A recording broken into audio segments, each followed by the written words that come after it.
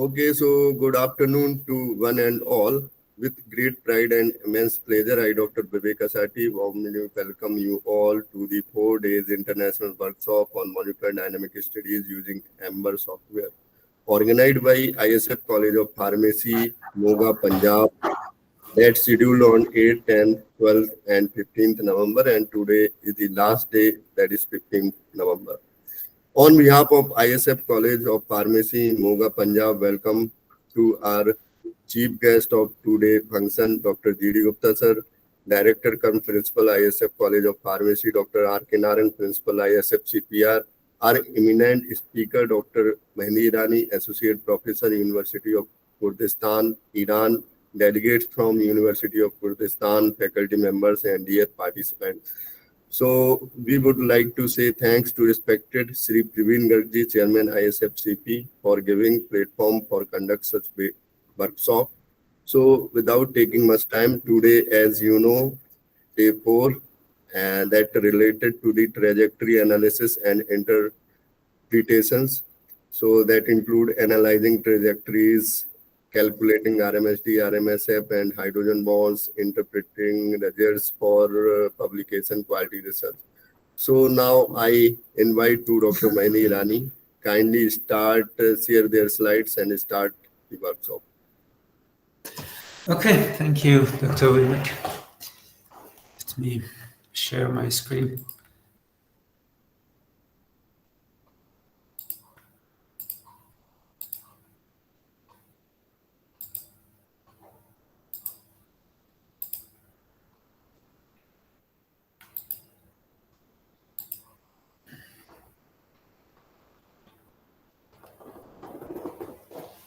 Welcome to the 4th session of the Molecular Dynamics workshop. Today's subject is analysis of molecular dynamics trajectories. In the first session, we talked about theoretical foundation of MD simulations and installation of the Amber software.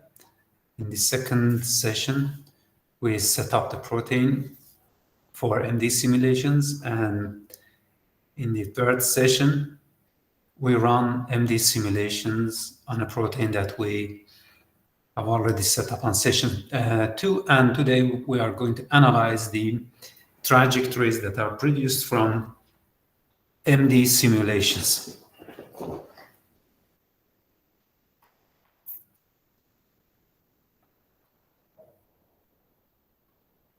Subjects that will be covered in this session, and by the end of this session you will learn understand the key analysis used to interpret MD simulations, learn how to calculate RG, radius of gyration, RMSD, RMSF hydrogen bond, and principal component analysis using the CPPT-RAJ module of the Amber program.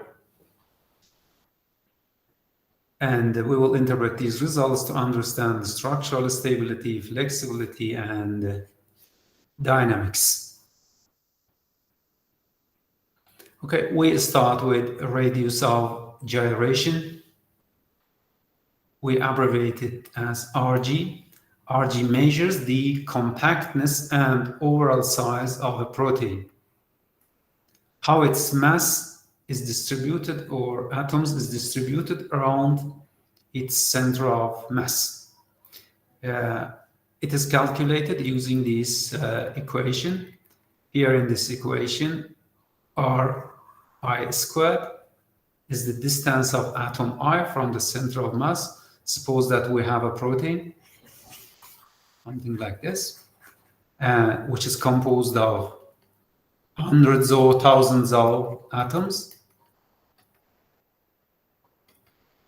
Each atom, for example, this atom has a mass, we call it Mi, and a distance from center of mass of the coordinates, which is somewhere inside the protein, for example, here. Then this is the distance of that atom from the center of mass of the protein and the denominator here is the summation of all masses of all atoms in the protein. The interpretation is that low Rg shows compact structure, folded structure, and high Rg shows an expanded protein structure or unfolded protein structure. Changes in Rg over time shows folding or unfolding of domain and domain movements. Okay, let's start to and perform this analysis on our trajectory. As you remember, we performed an analysis on Wednesday. We ran some MD steps and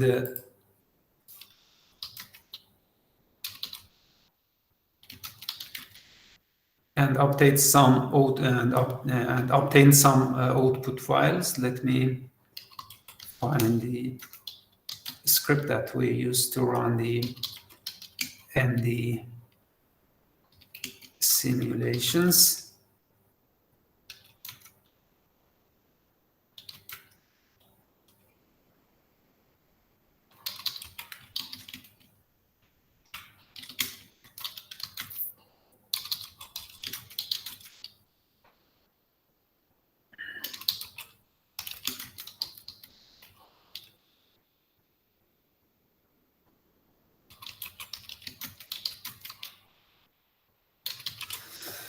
Yes, it's here.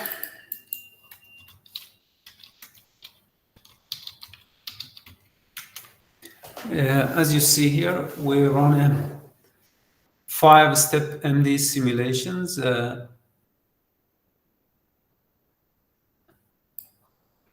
the first step, we minimized the system, then we equilibrated in 3 steps, and after that, we run a production simulation.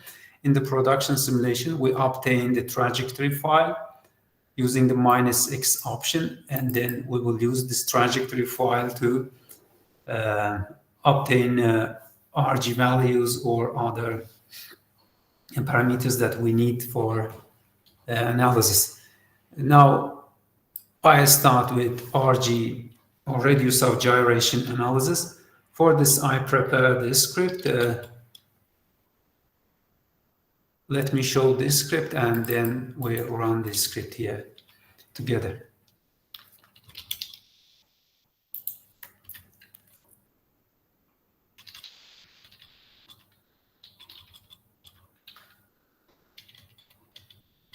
Okay, here is the script that I'm going to use to obtain OG or radius of gyration values. I interpreted the script here. The first line is MPI run minus bind to core minus NP4, a CPPT rush. Here minus here MPI run launches an MPI parallel job, runs the following program, runs the CPPT rush program under MPI, minus bind to core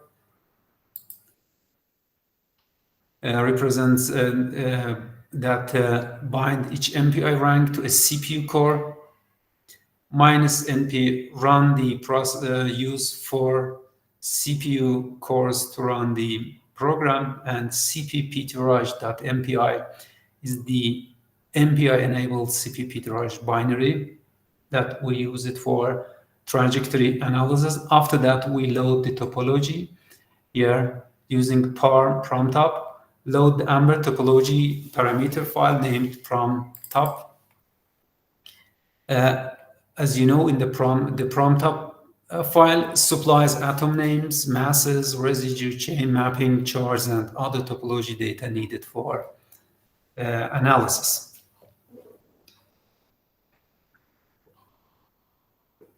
Sorry. Okay, and in this line, we using traj in MDCRD. We load the trajectory, read the trajectory file named MDCRD.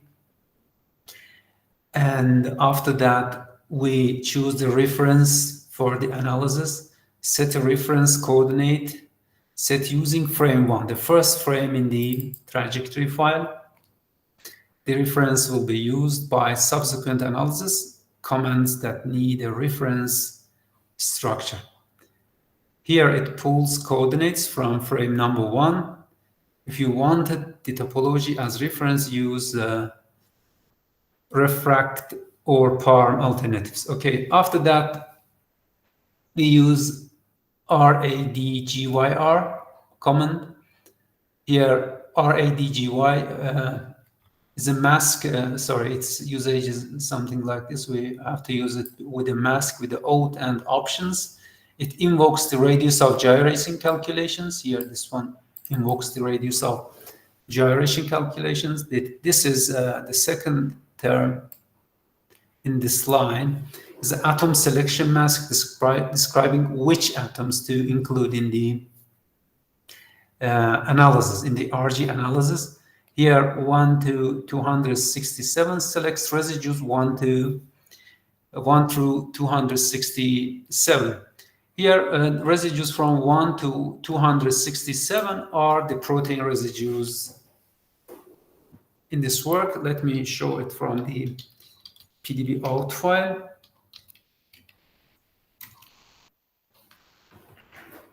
As you see here, we have a protein structure, and this column shows residue number. And let's go to end of the chain. As you see, we have 267 amino acid residues in this protein. Then 267 means that we are performing radius of gyration analysis only on the protein residues, and we excluded other heterogroups, the ligand and the added water molecules or counter ions. And so on. Here, this symbol is a logical and compound selection, and this symbol excludes atoms with element H. Actually, this means that perform the analysis only on the heavy atoms of each residue, excluding hydrogen atoms. For more information about atom masks, you can refer to the Amber manual. We have another option here. Yes, rog.dat. Write the frame RG results to the file rog.dat. And the mass option here, mass weight, the calculation, use atomic masses when computing center of mass and RG. Without this flag, CPP treats all atoms equally or unweighted. And minus NOMAC suppresses optional additional preframe maximum distance statics, and so on. After that, we run the calculations.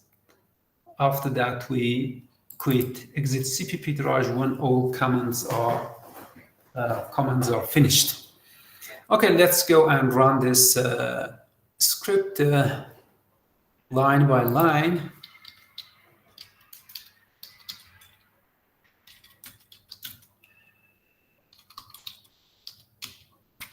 Okay, I open this script in another terminal. What we need to do is to copy this script line by line and paste it here in another Linux terminal.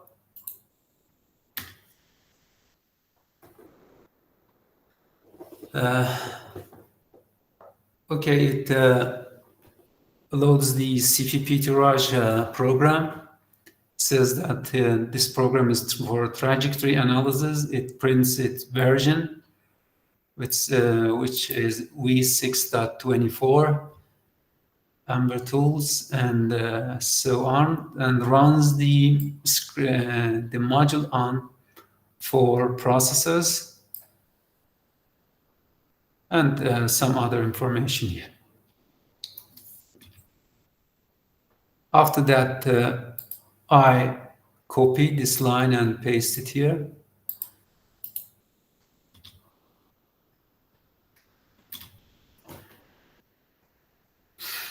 Sorry, I don't know what happened, why the program is stopped. Let me run it on a single core.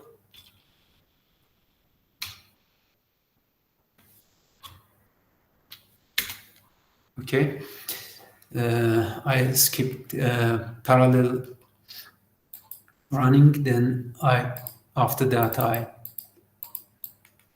load the topology file with parm prompt up. After that, I copy the third line from here and paste it here. It prints that reading MDCRD as AmberNet CDF or trajectory file. Then go to the other line. Okay.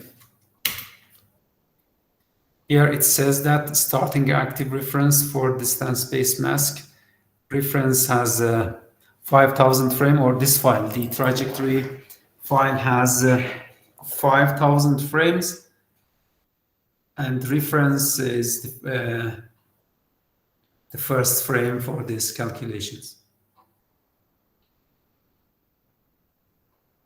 Okay, and after that I copy and paste the upcoming line,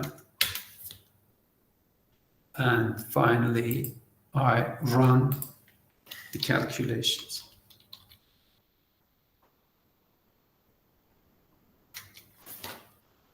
I have to wait for a few seconds or a few minutes. After that, I quit the program. Here it gives me a file, an output file, .dat file, summarizing the radius of gyration by frame. To visualize it, I need an Excel file. Let me open a new Excel file here, new blank document. Close this one. Okay, for this I need to open this file with a text editor.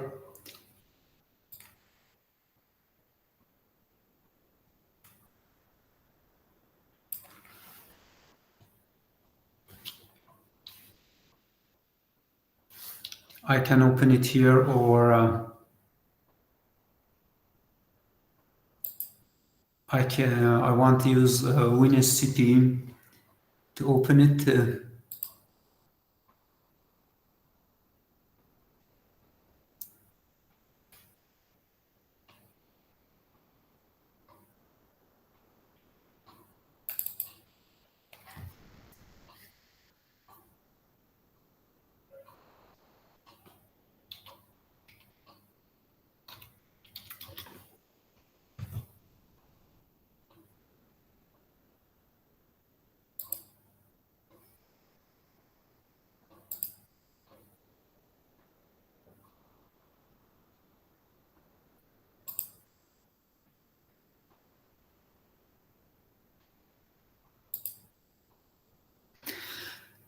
Okay, here is it. Let's search and find it.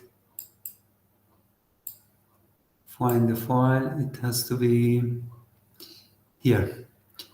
I'm looking for rog.dat file.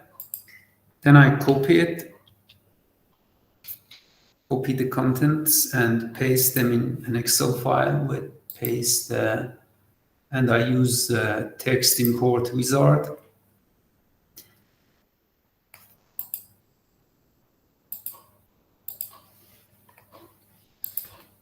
Okay, here column C is the ROG values, and the column B shows frame number.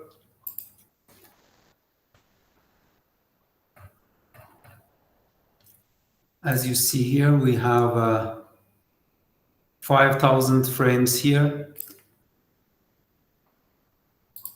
I can convert a frame to time, but I have to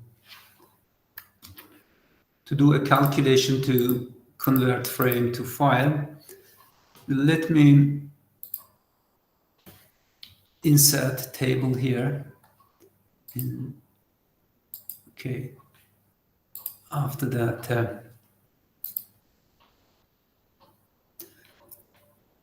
I return to my standard.in file. Sorry. It is here, I think.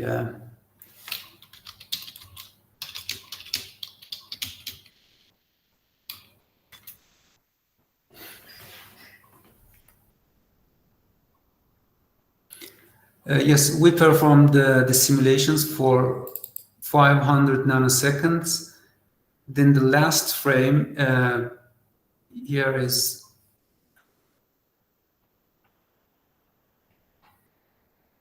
shows the 100 nanoseconds. I have to convert the frame to nanosecond. I only need to divide each frame by 10. Then I return here and write equals column B divided by 10. Okay. Then I can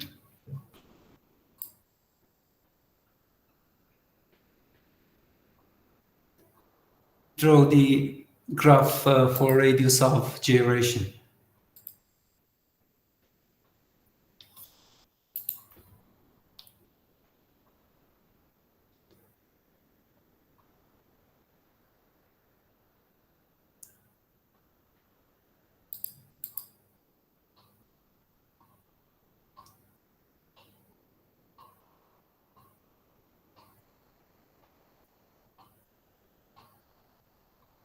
Okay, it's better that convert this to range.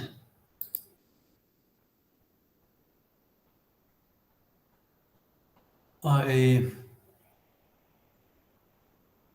forget how to convert it to range, but it doesn't matter. I return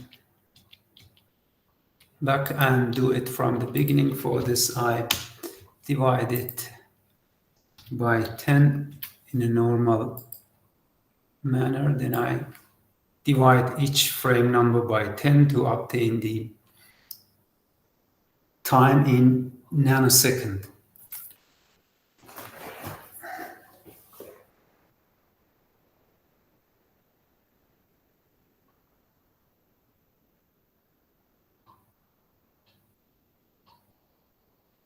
Okay.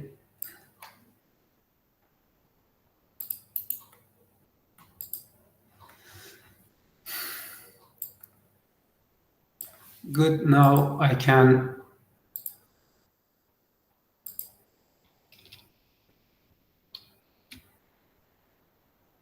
go to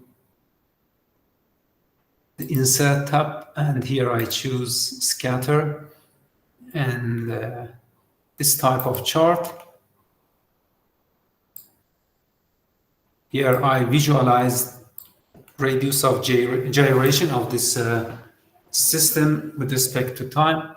Let me change the font size to 16, for example, and also the type of the font to Times New Roman, and use an automatic font color. We need to insert, it's better to insert some chart elements. Axis, I insert horizontal axis title as time in nanosecond. And here I also insert axis title, vertical axis title, which is radius of gyration in angstrom.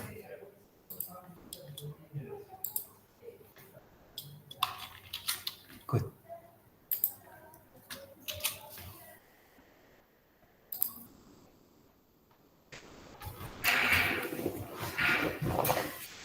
I also can perform some manipulation here and set the maximum of the time to 500 nanoseconds. This represents the ROG value of protein residues in the complex. Good.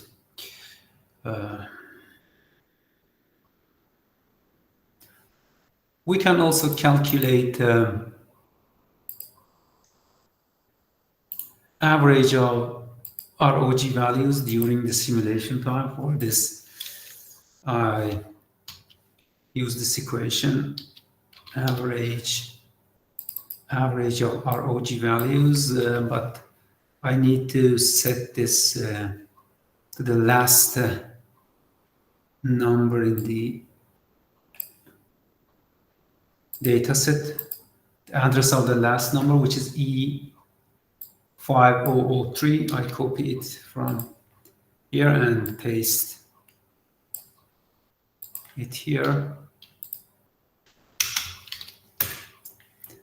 It's better to round this values to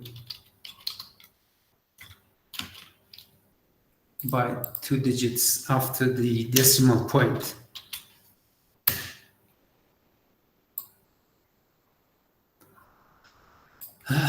Okay, good. This is how we extracted our ROG values, our radius of gyration values for a protein from the trajectory file. This is for the complex. However, we can compare it with the apoform of the enzyme or the free enzyme. For this, I have already performed the simulations with free enzyme. From this directory, yes, in here. I can also copy these and paste it here using text import wizard. After that, I remove these two columns.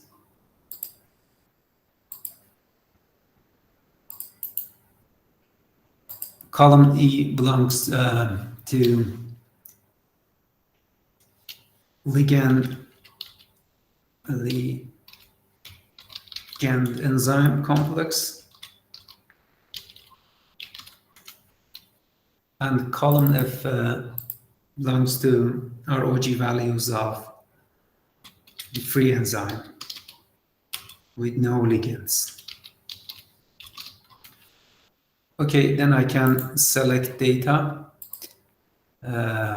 edit the first one. For the series name, I choose this one.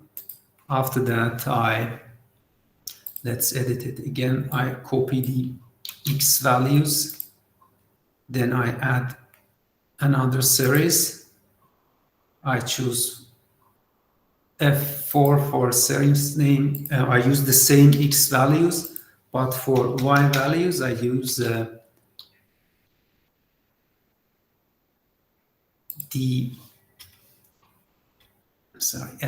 Yes, F5 to F5004.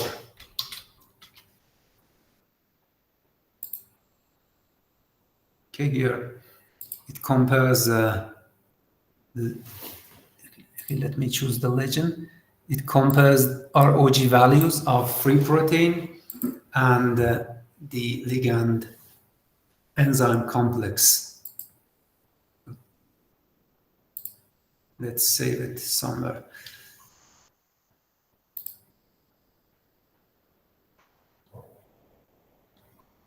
Yeah.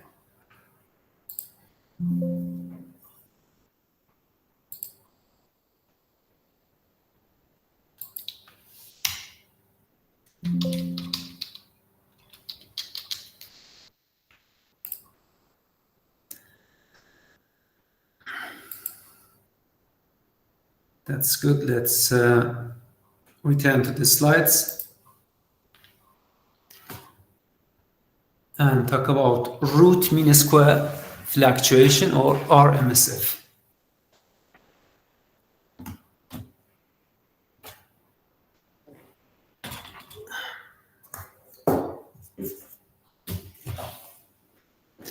RMSF shows the residue-wise flexibility throughout simulations. Here is the equation to calculate RMSF. Here RIT is the position of atom I at time t. Then this shows the average position of atom I over the entire simulation, or the reference structure.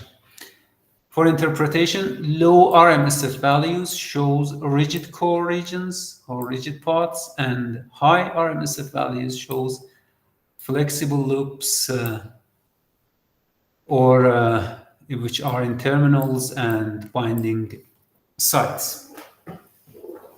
Okay, let's see how to perform RMSF analysis.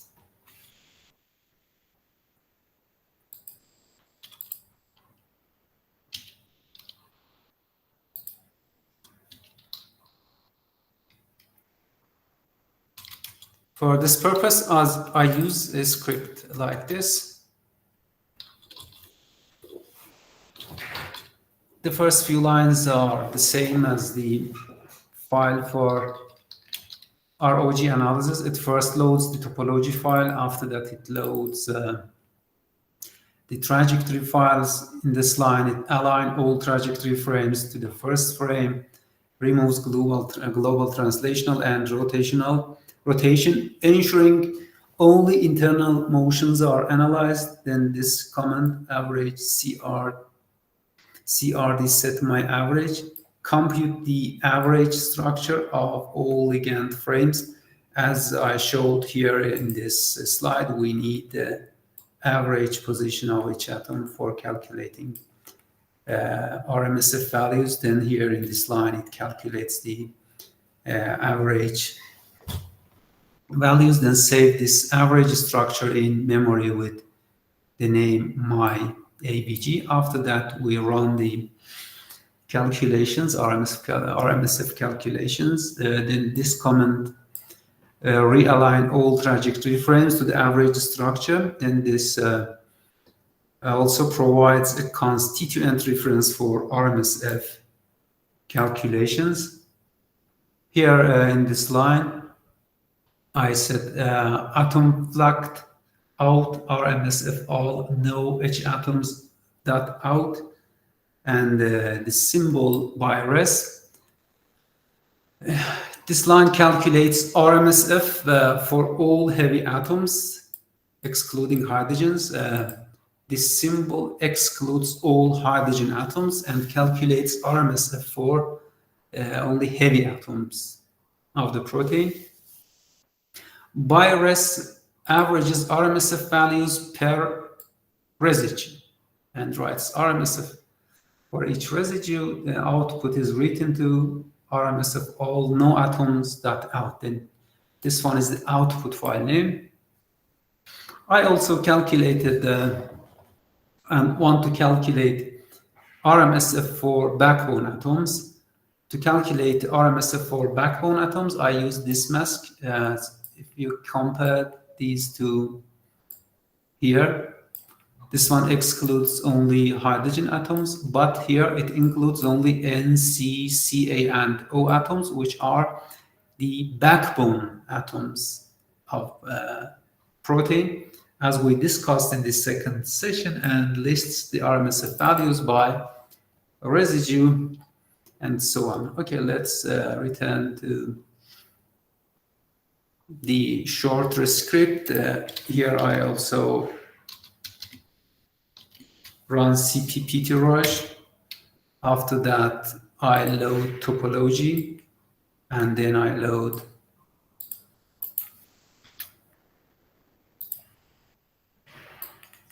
the trajectory file. After that, I copy this comment and then I copy these two comments and paste them here.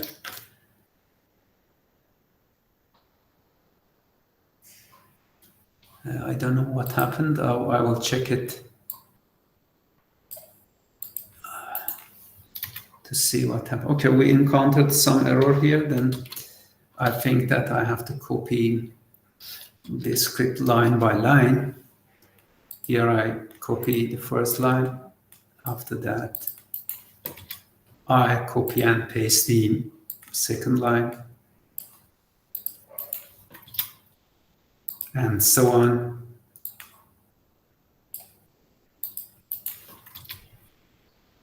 And then this line. After that, I run these comments that average over 33,000, about 33,000 atoms, and then I go to the upcoming steps and copy and paste them here. After that, I run this one and also the other line with atomic flag comment, and then I run the calculations.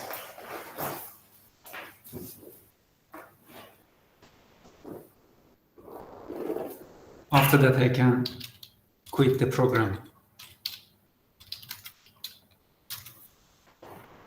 It provided two files. The name of the first file is RMSF all no H atom.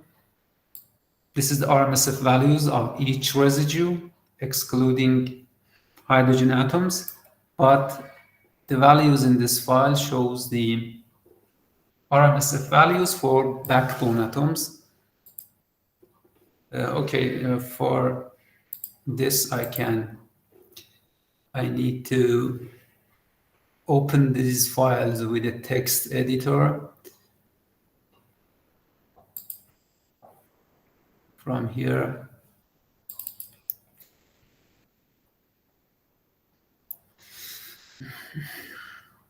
is here.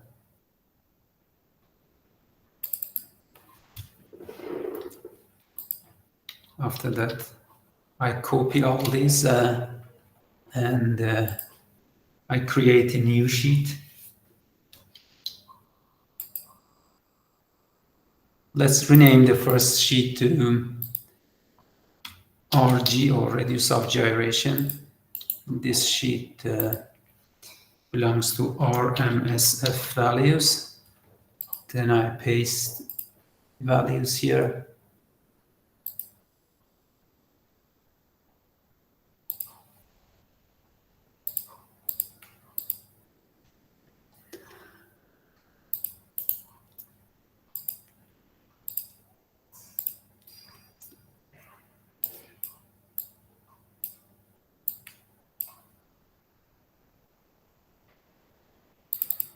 Okay, column B shows residue number.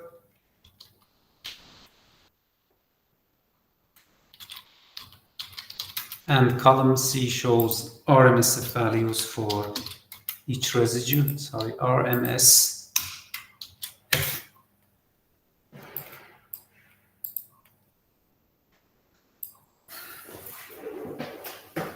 Okay, let's look at the values. As you see, we have too many residues here. About 10,000. We have about 10,000 residues. But let's check the PDB file of the system.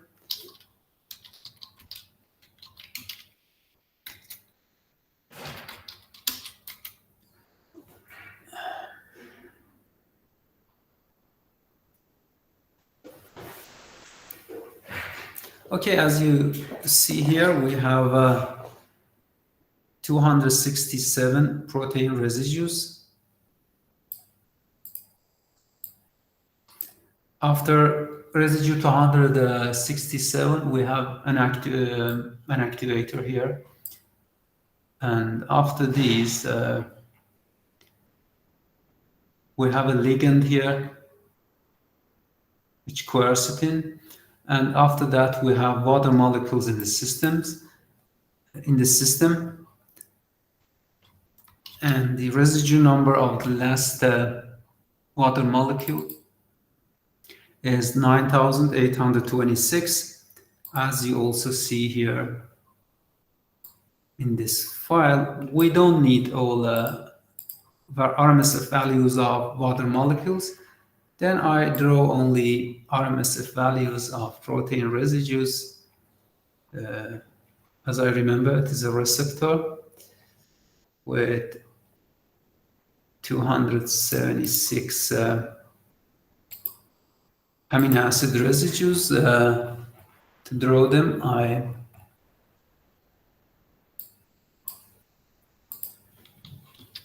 insert a chart.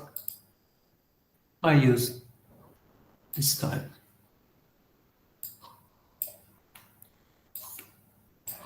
Here, let's change the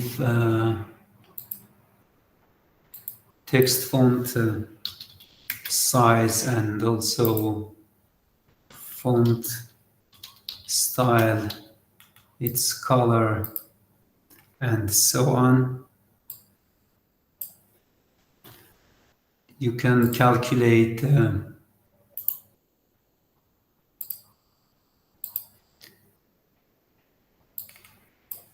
average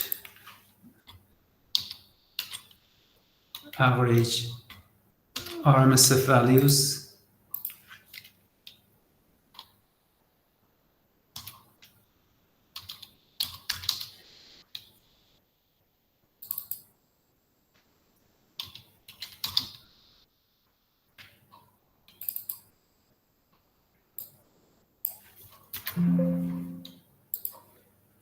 Okay, and I round the values by 2. However, I have to check the address of the cell with the last with the RMSF value of the last protein residue, which is C279.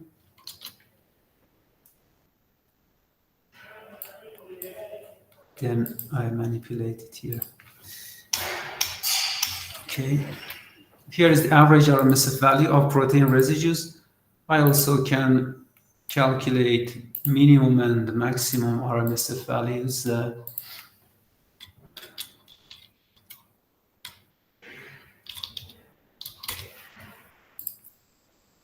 I copy this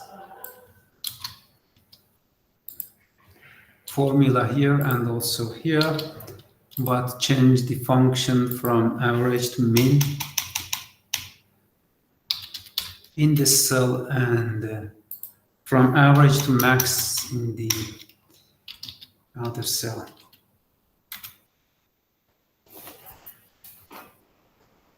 Okay, after that, let's add some chart elements here. I go here to, let's save this chart design and add chart elements, axis title, primary, horizontal. Axis title here, the horizontal axis title is residue number.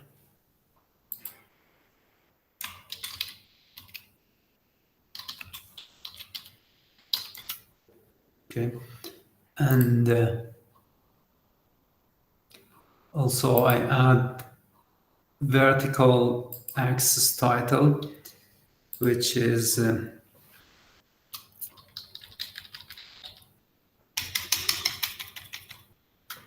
RMSF in angstrom.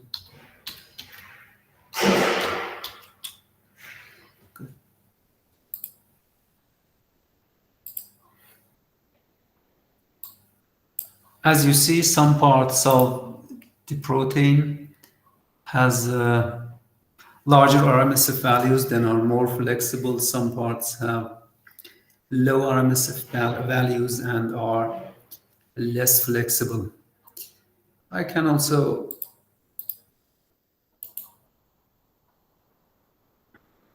change the format axis, format of the y-axis here. I change minimum from 0 to 20, and I keep the maximum at 38. Okay. Yeah. This one better shows the flexible and less flexible regions of the protein.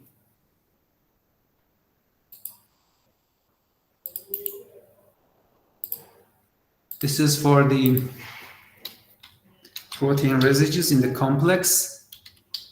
You can compare these values with those of the free enzyme, which we obtained from an independent simulations, which I have already done it. Let me extract those RMSF values. Yes, they are here.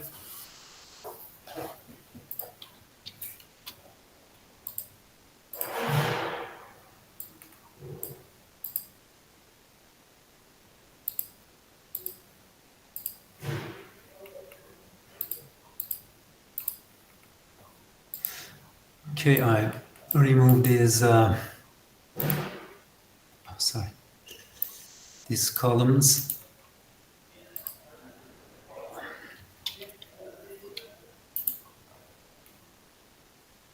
Delete.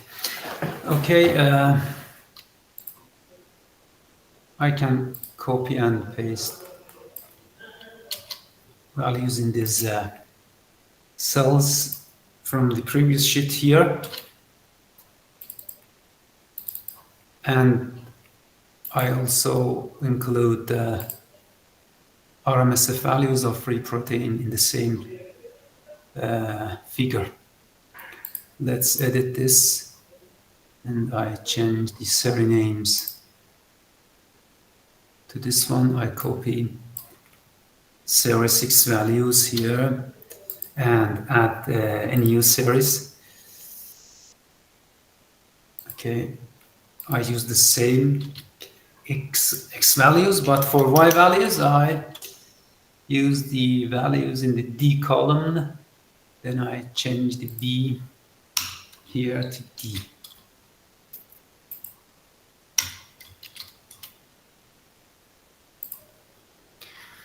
Good.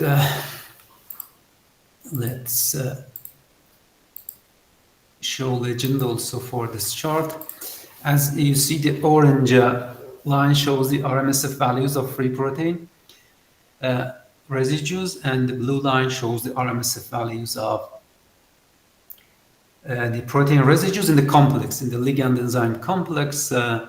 You see that binding the enzymes lowers the RMSF values in some parts, for example, in this region and also in this region, but has no effects in some regions, for example, here.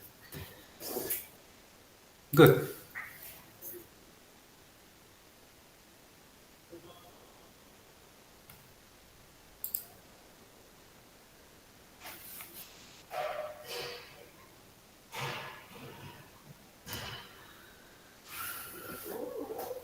Now we perform root mean square deviation or RMSD analysis. RMSD quantifies the average positional deviations of atoms between frames or relative to a reference structure using this formula here, which N in this formula is the number of atoms being compared. RIT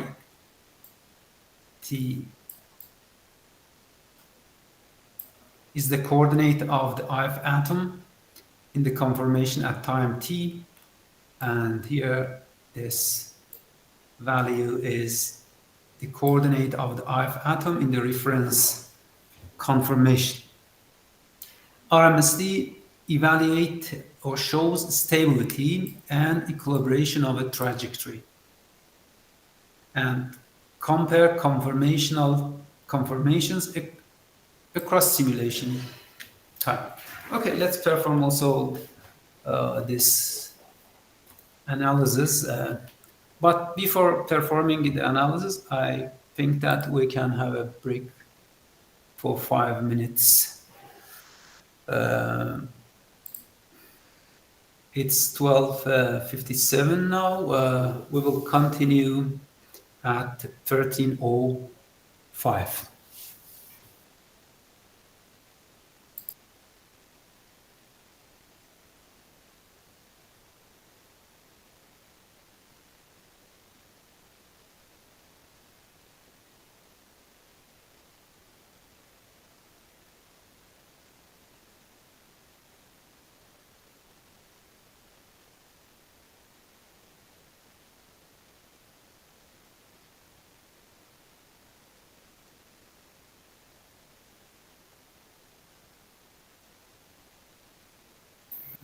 All participants kindly wait for 10 minutes.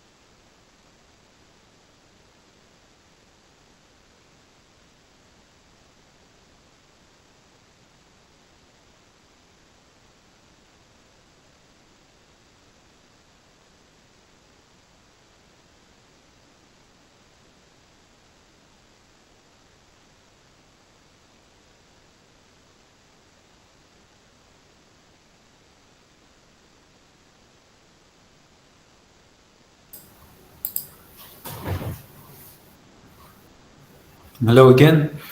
Let's continue analyzing Yes, sir. Please continue, sir. cells. Okay. Please continue.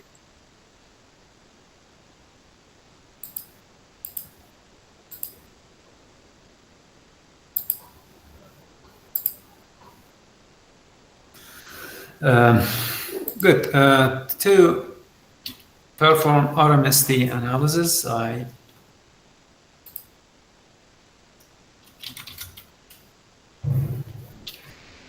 use this script here. As you see, it also loads the topology file. After that, it loads the trajectory file. Here it sets the first frame of the trajectory as the reference structure. Here it calculates RMSD for residues 1 to 267, or the protein residues, excludes all hydrogen atoms. This keyword means RMSD is measured relative to the defined reference frame, which is the first frame in the trajectory file, and here you see the output file name, and this keyword means mass weighted RMSD calculations. The result is stored internally as a dataset 0, the first RMS comment. Then I also calculate RMSD for residue 281, or heavy atoms of residue 281, which is the ligand in my system relative to the same reference structure or the first frame of the trajectory file, and saves the output in ligand.agr. Also, we weight the values by mass of each atom. After that, here, this command write dataset 0, which is protein RMSD, to a plain text file called rmsd.dat. This file will contain frame number versus RMSD, and this line tells the program to write dataset 1 or ligand RMSD to a plain text file rmsd ligand.dat. Okay, let's run this script. To run this script, I simply copy the whole script from here and paste them here into another terminal.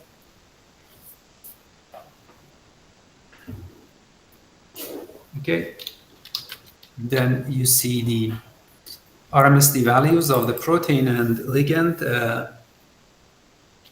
I open them with a text editor.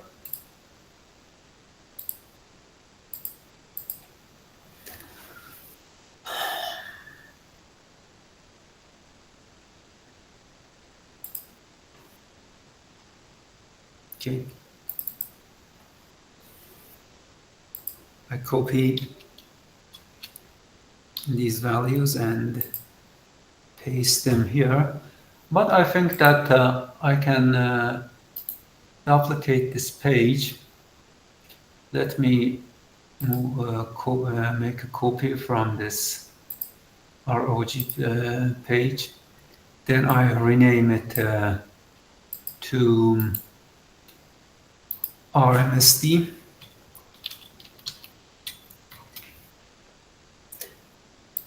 I only update or replace the ROG values with RMSD values. RMSD. Okay, let's also calculate this one. And then I copy these values and paste them here.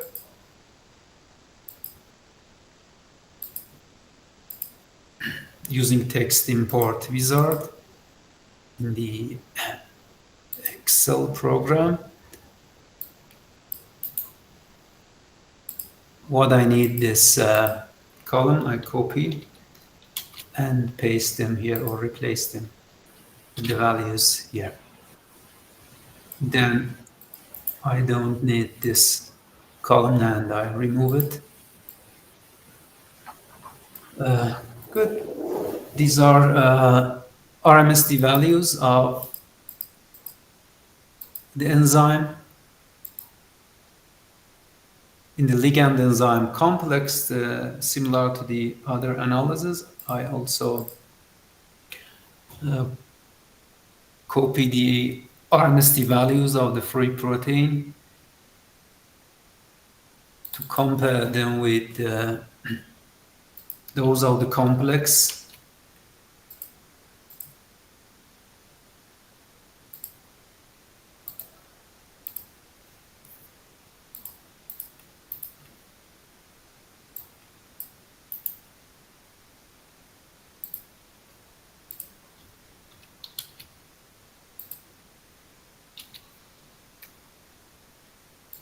Okay.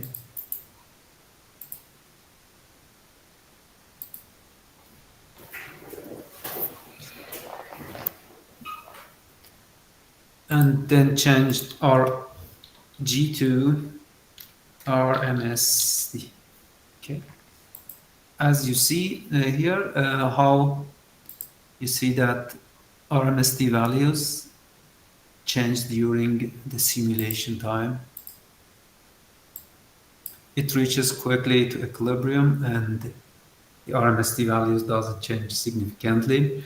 And also we can compare the average RMSD values of the enzyme when it is free and when it is in complex.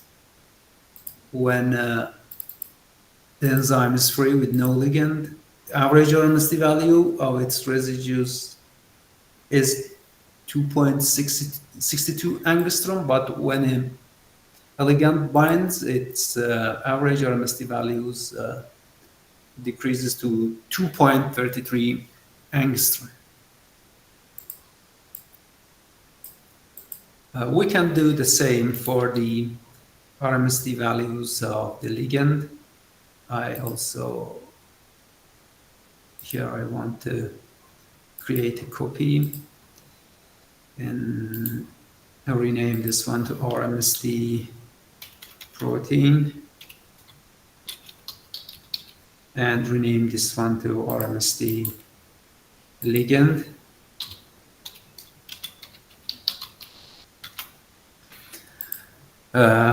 Okay, for the ligand I copy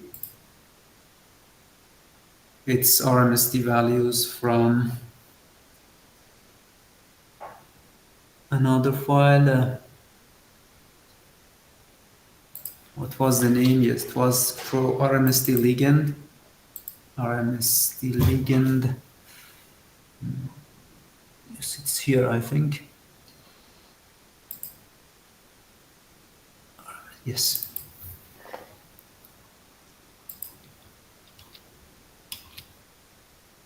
Okay, I copy it.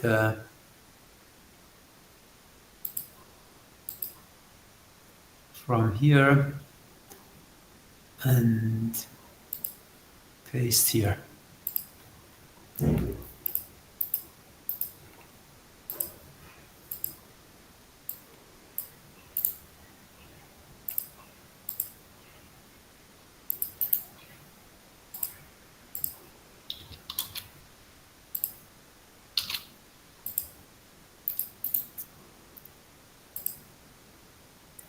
Here, this one is the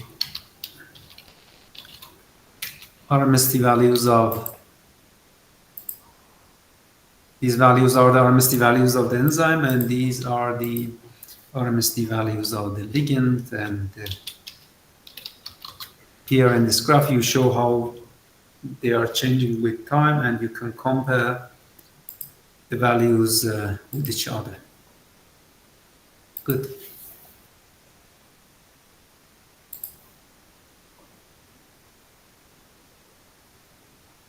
Okay, there are some differences between mass-weighted RMSD analysis and also regular RMSD analysis.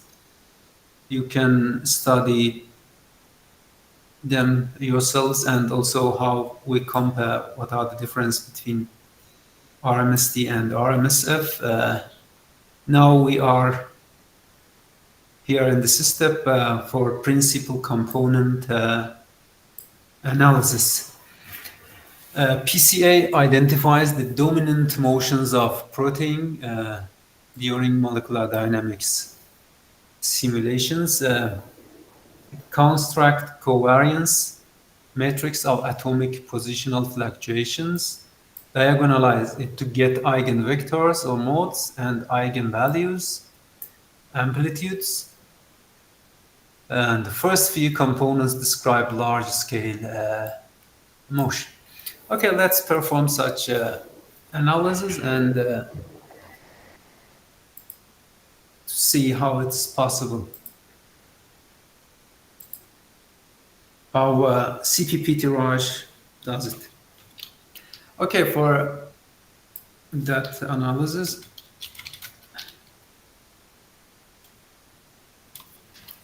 I use this script.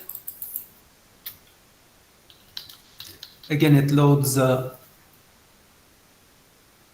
topology file, the trajectory file, then align all trajectory frames to the first frame using backbone heavy atoms, or using all heavy atoms. This removes overall translational and rotational motion. And this command compute the average structure from all aligned frames and store it as coordinates, the coordinate set name called AVG. Then we run double commands. After that, this line says that realign all frames to the average structure to ensure a consistent reference for PCA. Here we compute the covariance metrics. Atomic positional fluctuations for the specified atoms. This captures low atomic motions are correlated. Then the result is stored as my matrix. Then create CRD1, create a coordinate data set named CRD1 to store process trajectory data. After that, we run above commands, above calculations, and this one run analysis. Diag matrix, my matrix, vec2, name my evac. This diagonalize the covariance matrix to obtain eigenvalues and eigen vectors. Vec2 keyword, retain the first two principal components, which are PC1 and PC2, and name my evac, save the eigenvectors as my evac. Here we project the atomic fluctuations onto the principal component space, PC1 and PC2, write the projection data to project.dat file. Each line represents one frame's coordinates in PC1, PC2 space. Okay, to perform principal component analysis, I copy this script here and paste them here in this terminal, waited to be performed.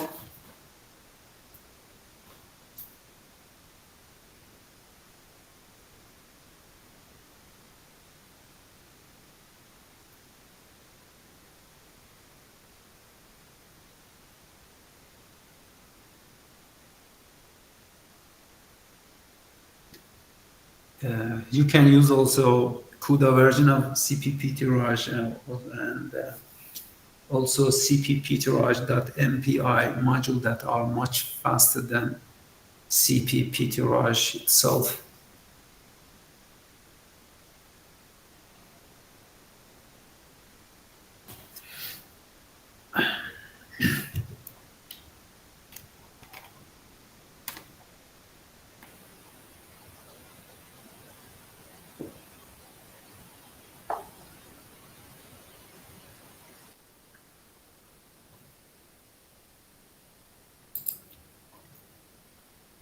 Okay, for the scripts or the analysis scripts, you can visit my web page and go here to Amber Analysis. I will also update this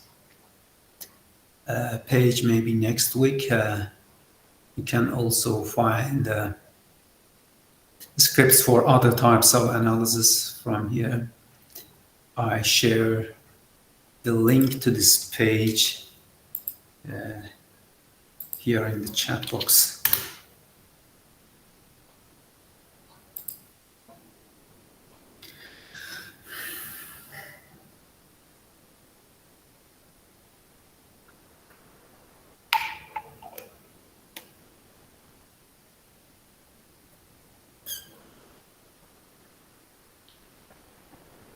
Okay, now it is completed and gave me this file, which is called project.dat. The first column shows the frame number, and second column shows PC1, and the third column shows PC2 values. For this,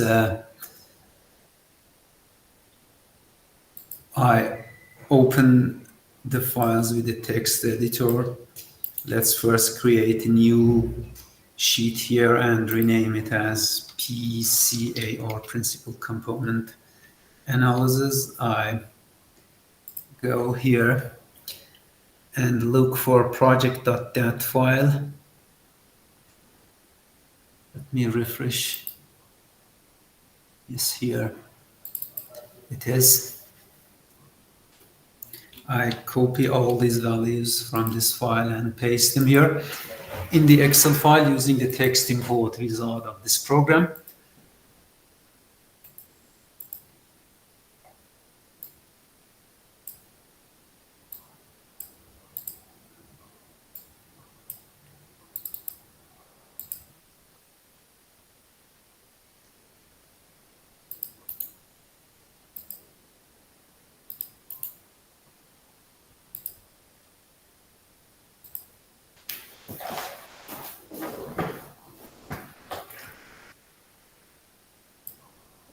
What we do here is to draw, let me insert for an empty column here.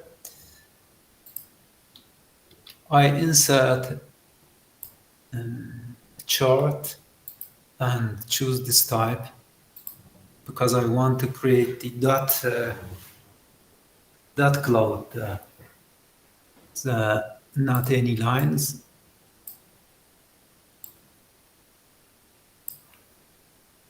Let's add some chart elements here.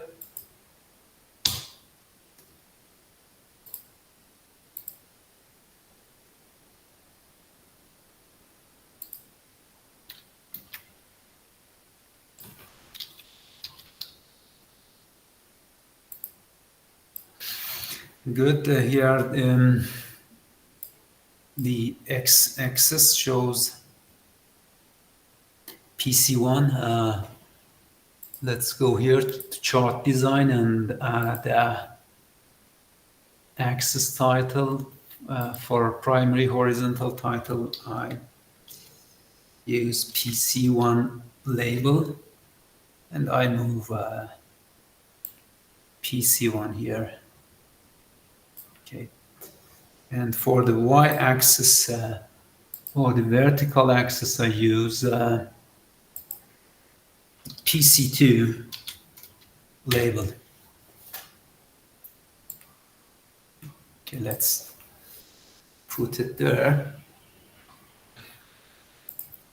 Okay, this is the dot cloud for the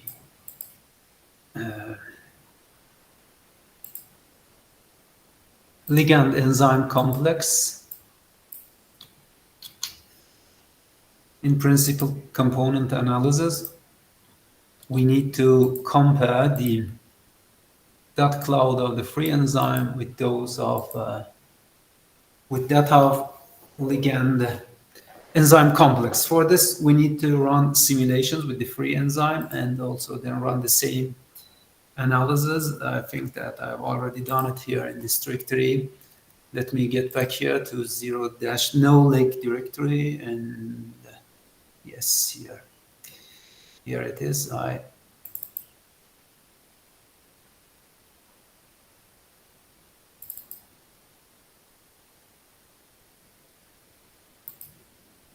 Okay, I copy these values from this text file and paste them here in the Excel file using text import wizard of the program.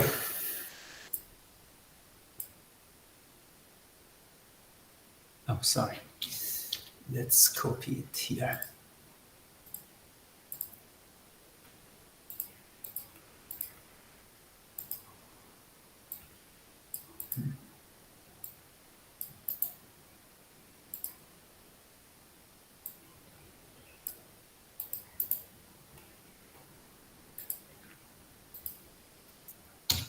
Good, and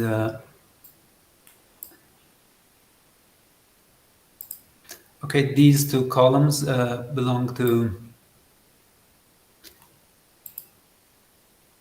the enzyme ligand complex, and these two columns belong to the free enzyme, the enzyme with no binded ligand. Okay, I can add the same here for the free enzyme. Then I select data, edit the first one. Then for series name, I choose here, this cell, and I copy this here. After that, I add another series with the series name from here, but I have to change the X and Y values. For X values, I use column G.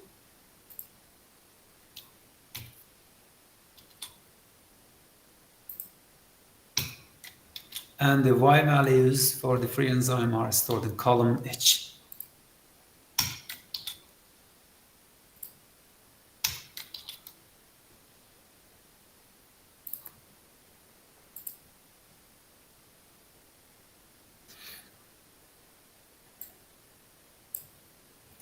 Okay, we can add legend here.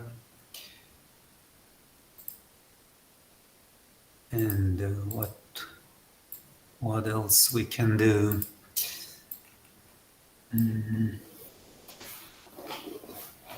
For example, we can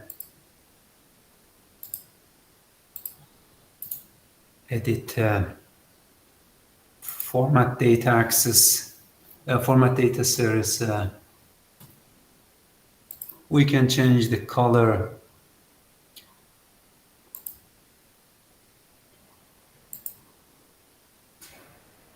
There is no line here. We can change the marker. And I always change the transparency from 0 to, for example, 50% to see what happens here. Yes, 50, okay.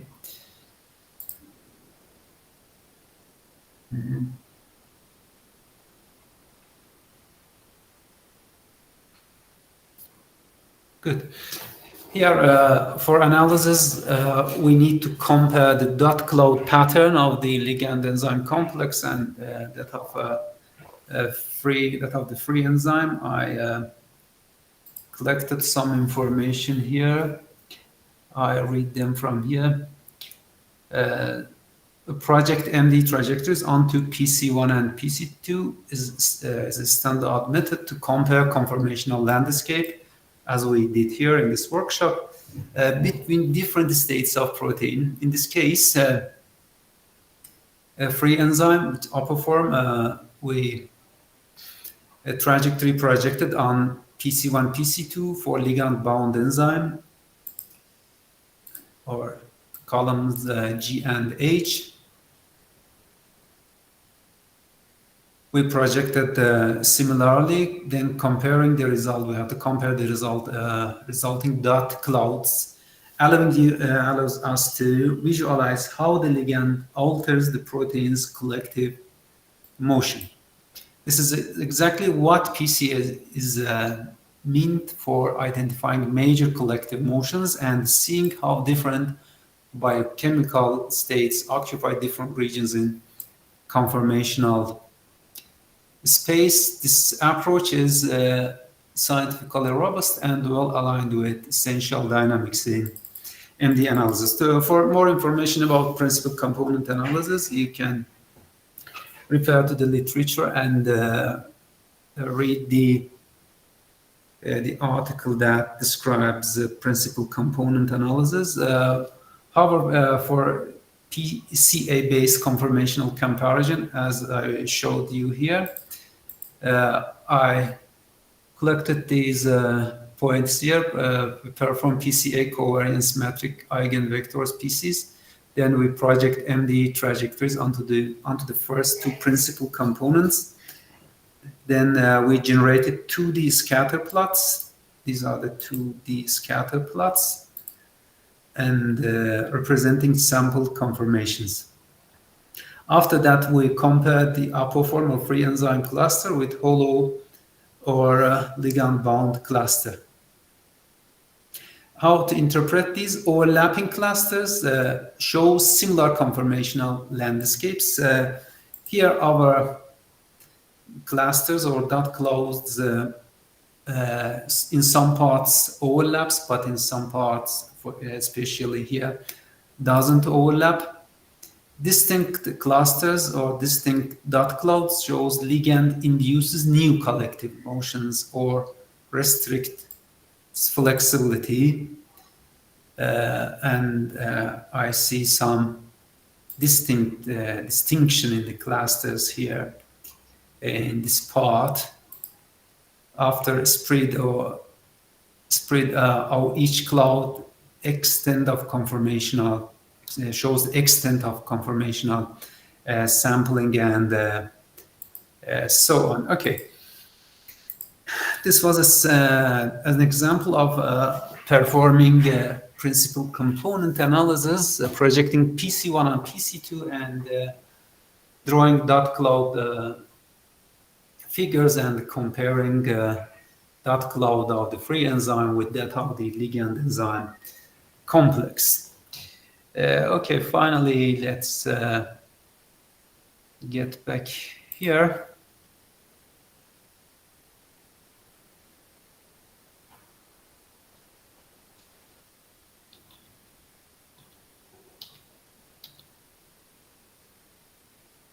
For the last analysis, which is hydrogen bond analysis, I also gathered some information here. A hydrogen bond is an electrostatic attraction between a hydrogen donor. We show it by D and by DH, sorry, and an acceptor, which we show it by the letter A. We can define some geometric criteria. Amber defaults are for DA or donor acceptor distance less than 3 angstrom and DHA angle greater than 135 angstrom. The importance of H-bond analysis is that it shows stabilized secondary and or hydrogen bonds stabilized secondary and tertiary structures and essential in ligand binding and active site interactions. Okay, let's perform such an analysis. For hydrogen bond analysis, I use this script I have already prepared here, and also you can find this script here on this page. Okay, here.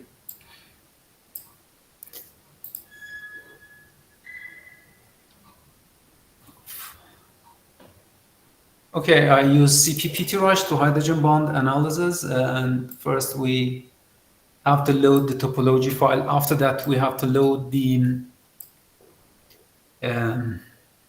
trajectory file. Then we use this command. Let's see the interpretation of this line here.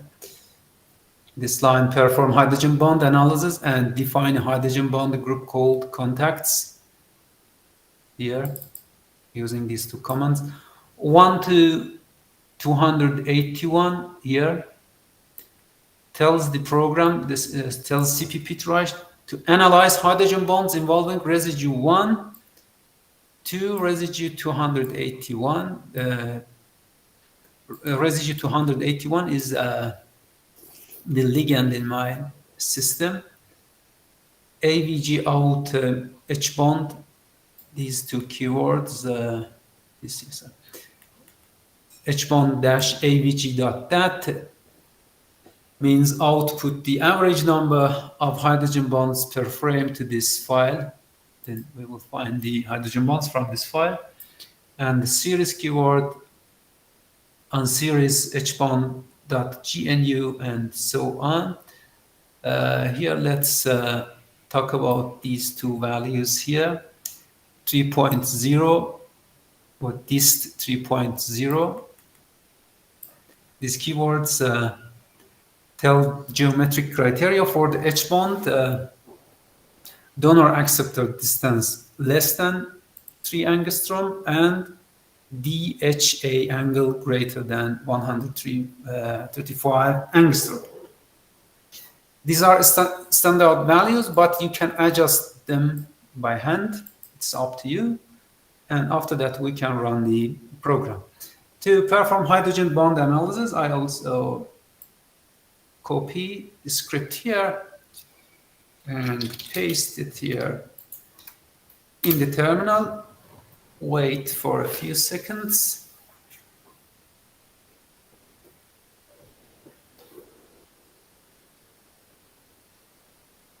Okay. It gives me some files carrying some information. What I need is the last file, hbond-avg.dat. As you see, it is a very, very large file. It shows hydrogen bonds in the system.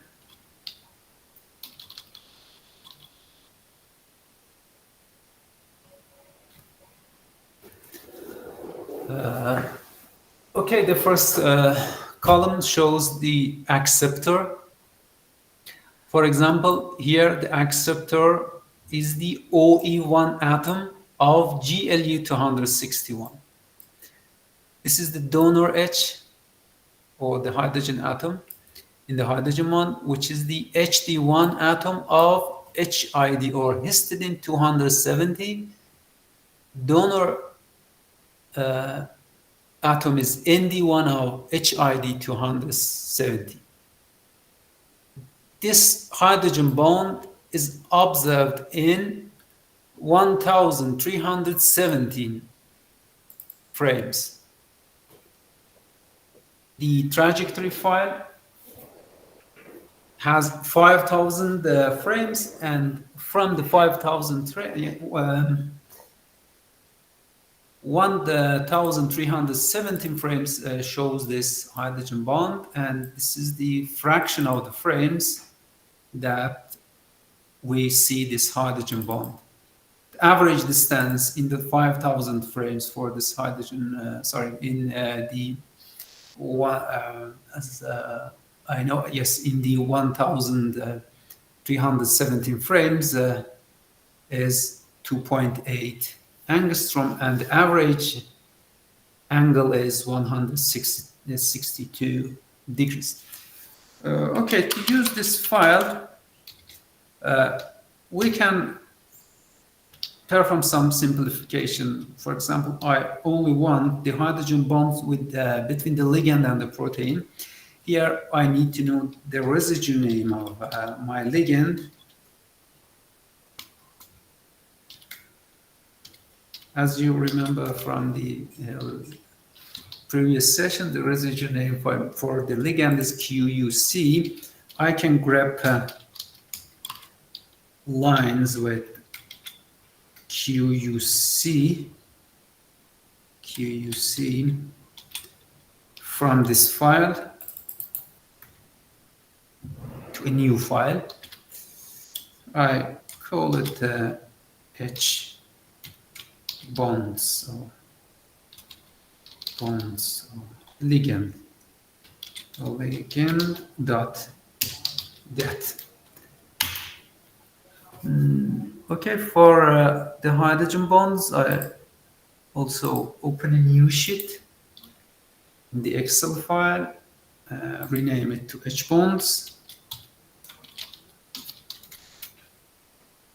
Then I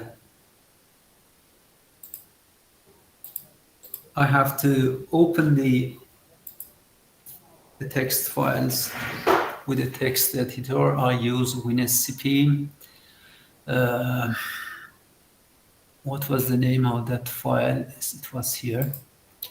The name of the files. Yes, the first one is this one.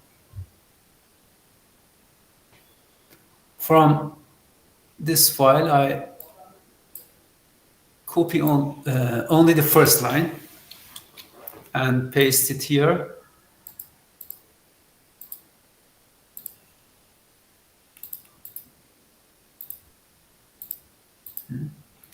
Good. Okay, then I need this file hbonds-ligand.dat. For this, I return here and find that file. Where is it? Let's refresh it.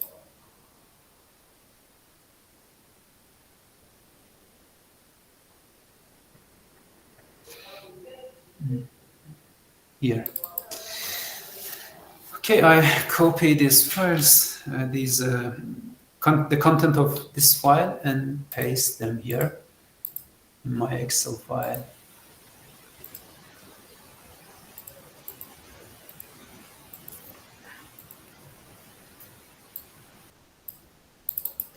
Okay, here are the hydrogen bonds between the ligand and the protein. I insert a table here.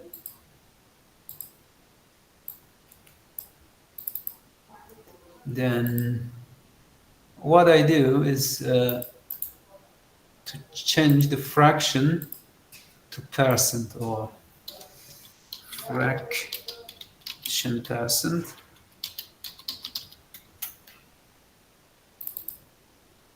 For this, I multiply the values in this column by 100. Then I hide this column here.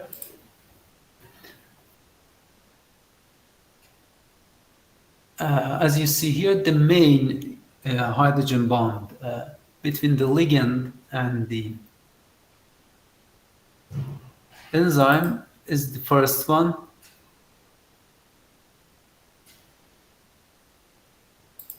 It forms a hydrogen bond between O7 of the quercetin with HH atom of TYR263 in 61.84% of the frames. The average distance is 2.8 angstrom, and the average the angle is 160.68 degrees. The other H bonds has very low occupancy.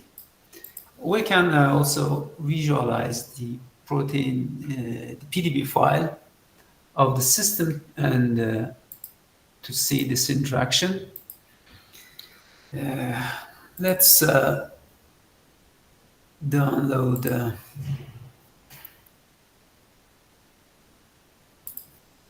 PDB out file here to my desktop.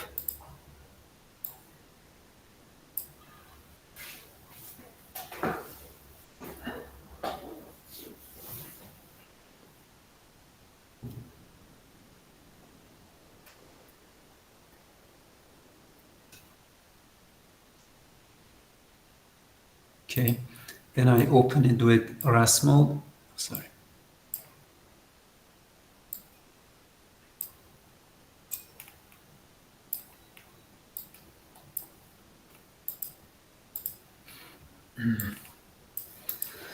Then I restrict. I select QUC and TYR 263 cell 8. Okay, and then I display balanistic or display spacefill. This is the tyrosine residue that makes hydrogen bonds in more than 60% of the frames with quercetin. Well, let's restrict it to see it better. Restrict. Okay.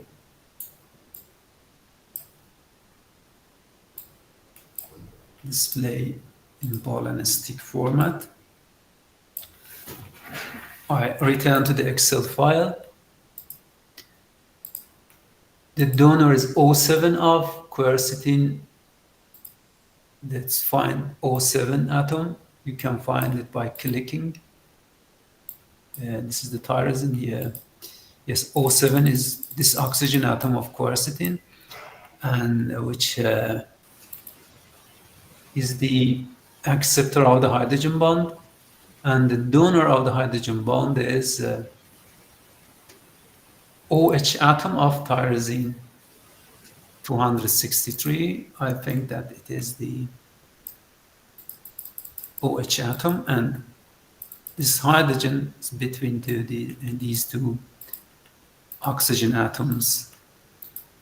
The first one is the donor, and the second one is, let's check again. The first one is the acceptor here, O7 of quercetin, and the second one is the H bond donor. Good.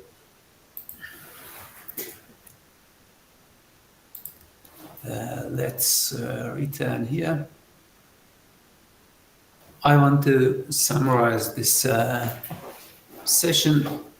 Key takeaways: you learned how to perform core trajectory analysis in AMBER. We performed radius of gyration, which quantifies the global compactness of a system. RMST analysis takes structural stability over time. We perform RMSF, identifies flexible and rigid regions in the protein, and performed hydrogen bond analysis, which detects interaction patterns and the main H bond interactions between different parts inside the receptor or between the ligand and receptor. And we performed PCA principal component analysis, extracts dominant motions from trajectories. Okay, let's get back here into the class.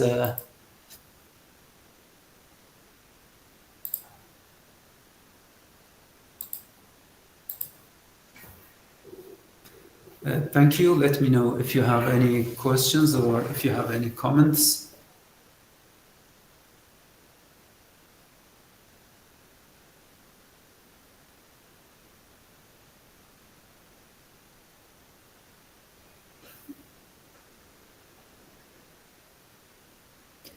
You can include your... Sir, Please. why is RMST often calculated for backbone instead of whole protein? Sorry, I didn't hear you. Why is RMST often calculated for backbone instead of whole protein?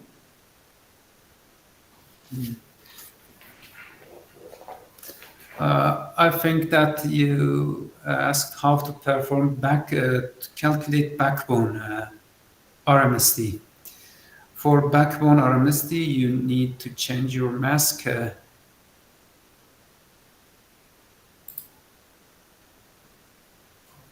Let me show it here.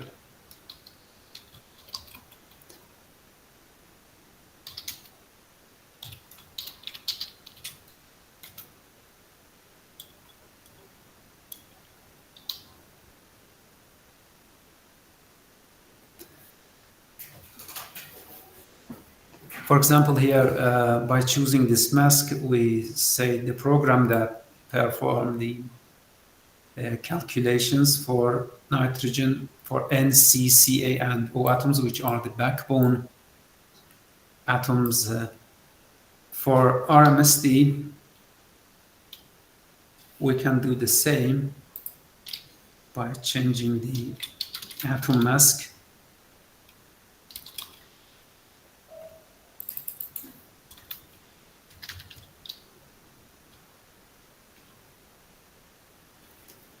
Here, we say the program that perform RMSD analysis for residues 1 to 267, but not include the hydrogen atoms.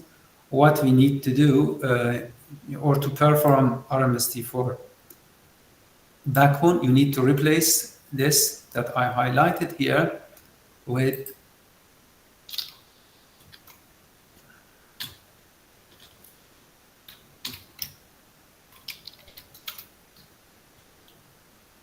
with this one. Okay, but please include your question. Okay, here in the Google Doc, I will ask it more precisely and will provide a script for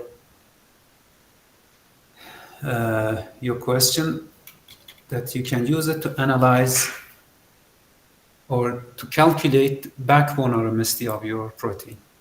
Okay, is there any other question?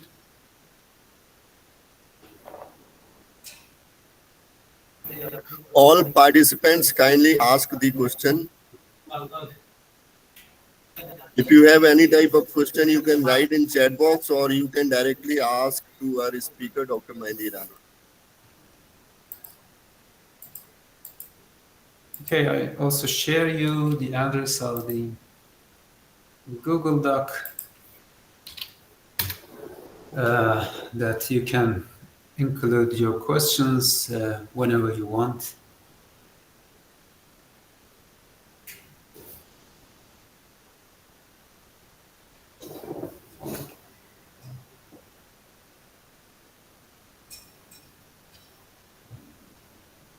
It's really a great session for us, and sir present a whole workshop in excellent manner.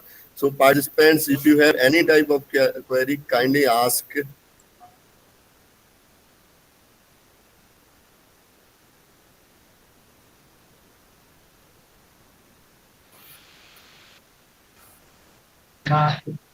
Sir, what does the negative points that are in PCA scatter plots, minus 100, minus 60 such points are given? What does that minus 100, minus 60 define? Sorry, I didn't hear you well. I would ask if you could ask your question here in the chat box.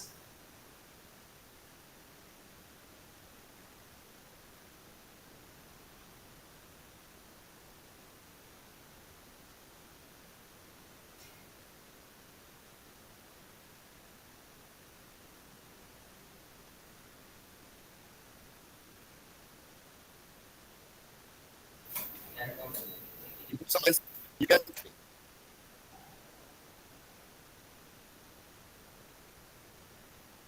I think you are on mute, Dr. you Vivek. can type your question in the chat box.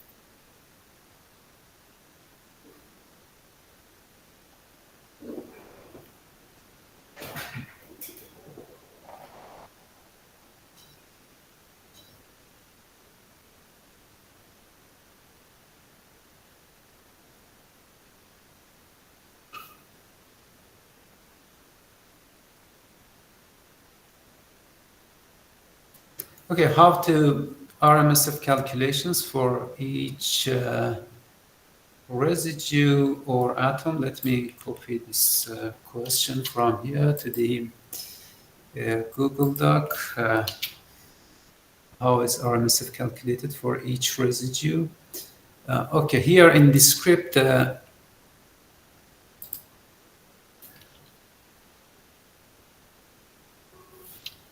think that this is the RMSF script. Using this keyword by res,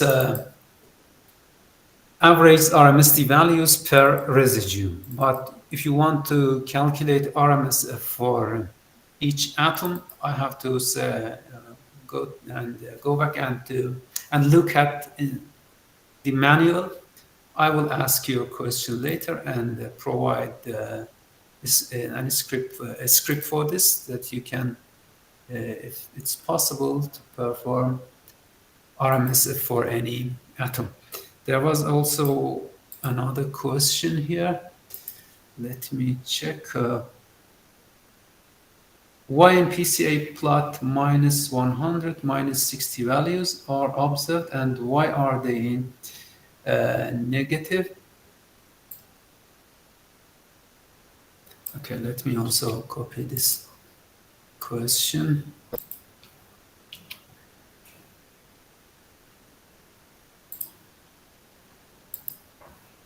PCA values can have negative and positive values, as you see here. Here we represent PCA and PC2 values for each frame. You can see that negative values are close to the negative values, and at the other parts of the file you can find some positive values that are with positive values.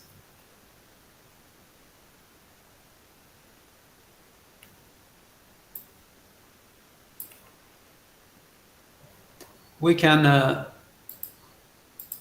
calculate the minimum and the maximum of these to see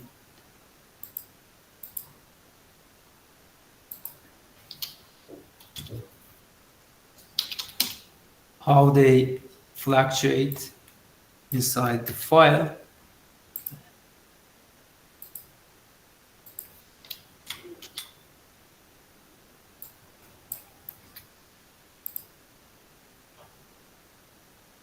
The last value has to be 5007. Okay.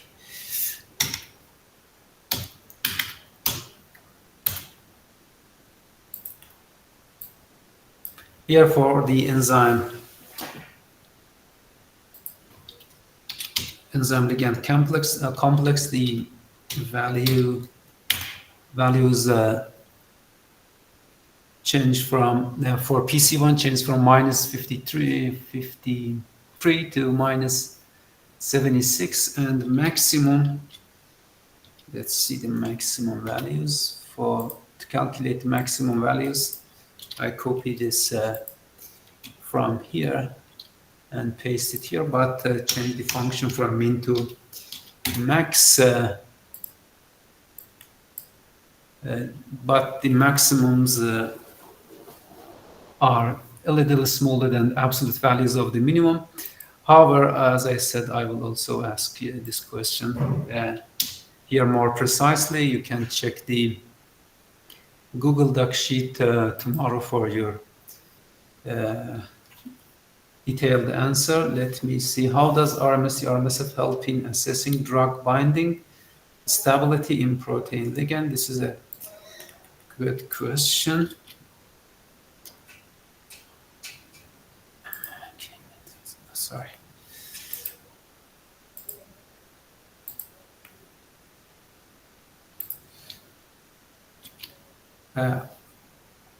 To answer this question, I return here.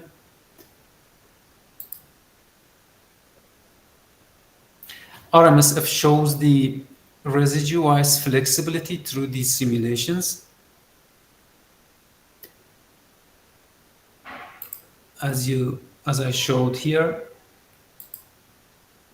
I explained that the simulations shows that some parts of the protein are more flexible, for example, this part, than the other parts, and binding the ligand stabilizes some parts of the protein by lowering its RMSF values. As you can compare this part of the blue line with this part of the orange line. And for RMSD, it quantifies the average positional deviation of atoms between frames over a relative or reference structure. It evaluates stability and equilibration of a trajectory. For this, we can get back here. Comparing these two lines show that the RMSD values of the free enzyme, which are represented by orange, are higher than the RMSD values of the ligand enzyme complex. This means that binding a ligand to the enzyme lowers its RMSD value or stabilizes it. Then we can use this interpretation to see how changing RMSD values shows or can be related to the stability of a protein. Another question is why terminal residues and loop regions show higher RMSF values? This is also a good question. To answer this question, I want to get back to this file, to the PDB file of the system. Let me visualize it again. Then I want to display backbone.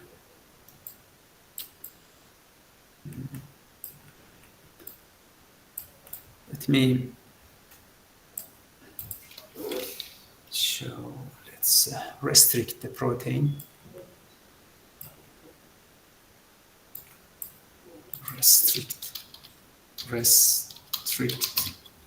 protein.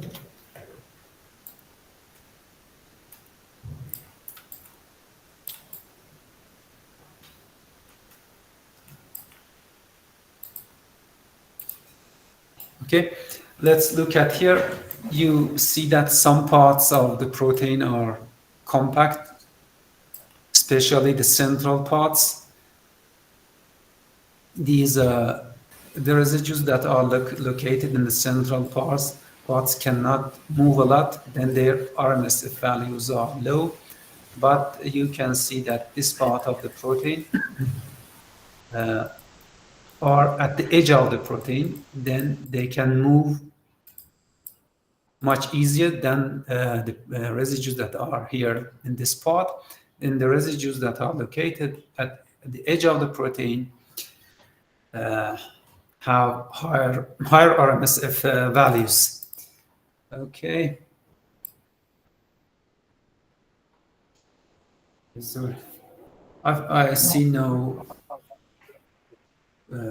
unanswered question.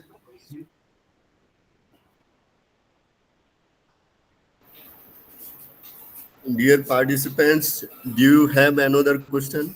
Please ask.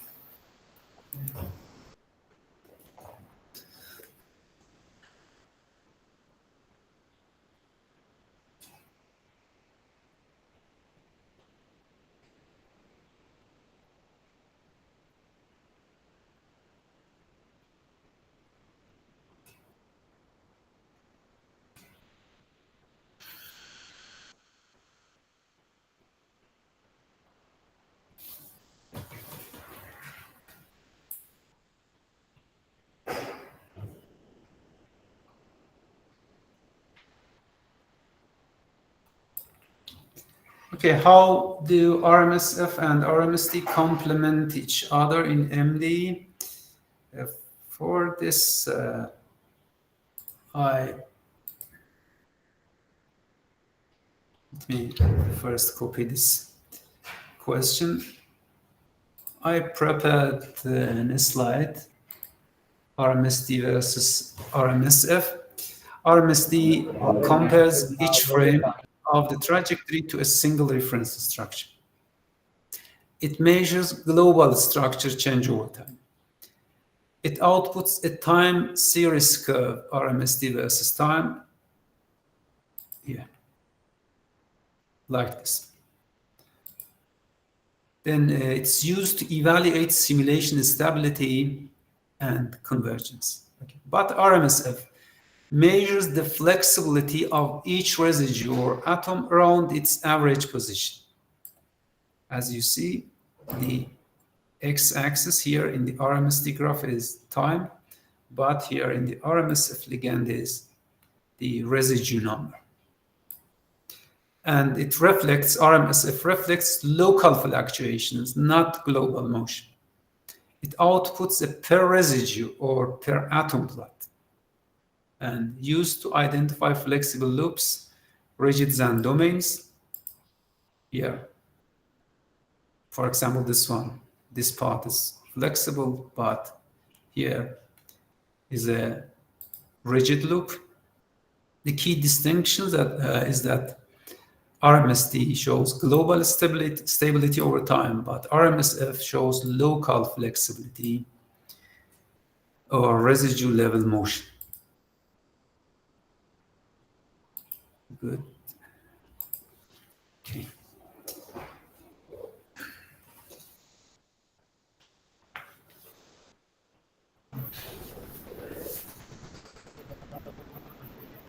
Mhm.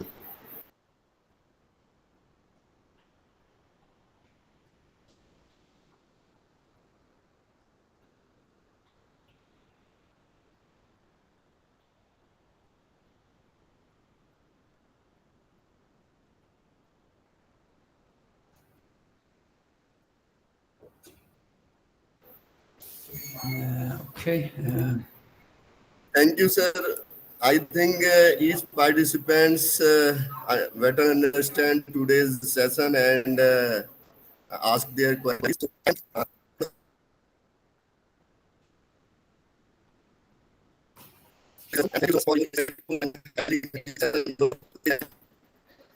Guidance have undoubtedly broadened our perspective and enhanced our understanding of molecular dynamic and AMBER platform. And today, as you described, trajectory analysis and interpretation in very well manner. So thank you again. Now, victory ceremony. So I'm starting the valedictory ceremony. So good afternoon to everyone present here. I, Dr. Vivek Asati, Associate Professor, ISF College of Pharmacy, Moga, Punjab. It is my honor and privilege to deliver the valedictory address for this 4-day international workshop on molecular dynamic studies using AMBER software organized by Department of Pharmaceutical Chemistry, ISF College of Pharmacy, Moga, Punjab, under MOU, University of Kurdistan, Iran. At the outset, I extend a warm welcome to our chief guest, Dr. G.D. Gupta, Director cum Principal, ISF College of Pharmacy, Moga, who has kindly graced this occasion to offer his valuable words of encouragement and guidance. Sir, your presence truly elevates the significance of today's ceremony. I welcome to all participants, faculty members, and students. So, workshop overview. This workshop conducted over 4 insightful days, November 8, 10, 12, and 15, was hosted with the objective of strengthening computational skills in molecular dynamics and equipping participants with hands-on expertise in AMBER software suite. We are delighted to share that this workshop witnessed an overwhelming responses with 85 participants representing 10 states and 30 colleges, making it a truly national, international, and diverse academic gathering. Your active involvement, curiosity, and dedication are what made this program a grand success. Let us be shared over workshop was designed to provide participants with a solid foundation in molecular dynamic theory, hands-on training using AMBER package, and exposure to recent advancement in computational chemistry and biomolecular simulations.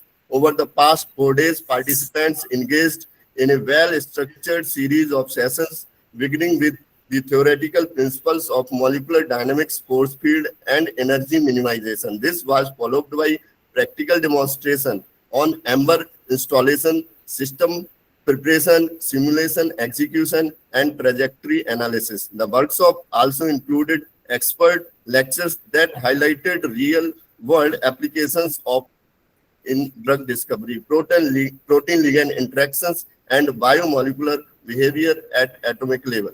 The workshop was conducted in 4 sessions, so that the session one that included theoretical foundation and AMBER installation, session second that was protein system setup, session third that was running MD simulations, and session four that was trajectory analysis and interpretation.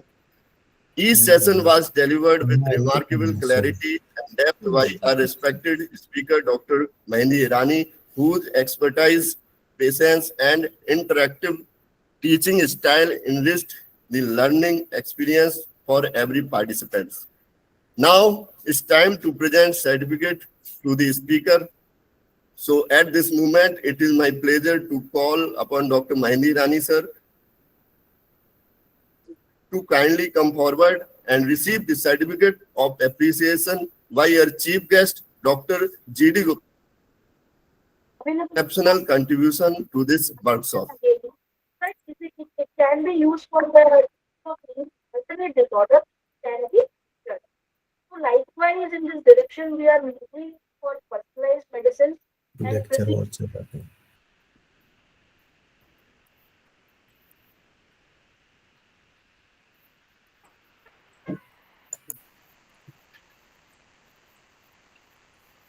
I have certificate.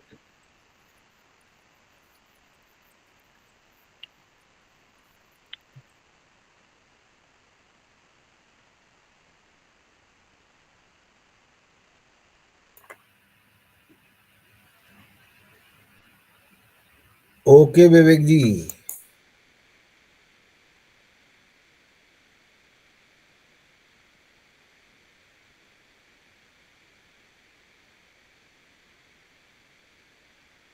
Have played a pivotal role in making this training academically strong, practically enriched, and highly impactful for all attendees. So now I request our Honorable Chief Guest, Dr. G.D. Gupta, sir, kindly share a few words to inspire and motivate us on this special occasion. Welcome you, sir. Thank you very much, Dr. Vivek Asate ji. First of all, good evening, everyone, and welcome you all. So, I am thankful to the organizing committee members and organizing secretary, Dr. Vivek Asate ji, for provide this opportunity to interact and to involve. And you have given as a chief guest of this valedictory function. So, I know that this workshop was very very important to all these pharmaceutical analysis, even the pharmacology students. So first of all, from core of my hearts, I am thankful to the speaker of these 4 days, Dr. Mehndi Irani ji. He is the excellent and very, very dynamic. So accept our this is the regard to you. And this is the first time we have organized 4 days a workshop in the collaboration with the some of the international university under the MOU. So this is the great job did by Dr. Vivek Asate ji. So again, I congratulate to you. As you know that this is the workshop is the first of workshop. It was the molecular dynamics and studies using the Ember software. So each and everything is the very very clearly mentioned and given by the Mehndi Irani ji.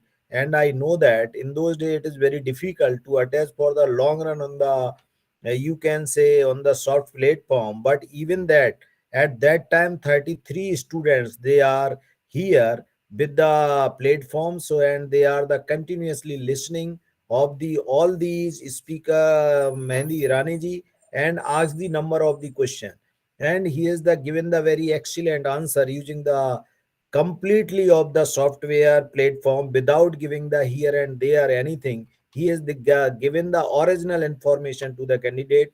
I know that in the coming days this types of the workshop it will be the fruitful to the all the researcher, faculty member, and student. So whatever you have learned during these 4 days, you can implement in your life. Because I know that most probably we have attend the conferences, workshop only for the certificate purpose and write down the certificate on their resume. So don't do this one, because the purpose behind of the workshop is the practical knowledge so that you can apply in your life, in your research, and whatever and what types of the difficulty if you feel that we have the our WhatsApp channel and we have our YouTube channel and we have our email always available for the students, faculty member, and the researcher. ISF College of Pharmacy always open hand for the researcher and the faculty member, those who want to work in the molecular dynamics, or you can say synthetic pharmaceutical chemistry, or the field related to the pharmaceutical analysis.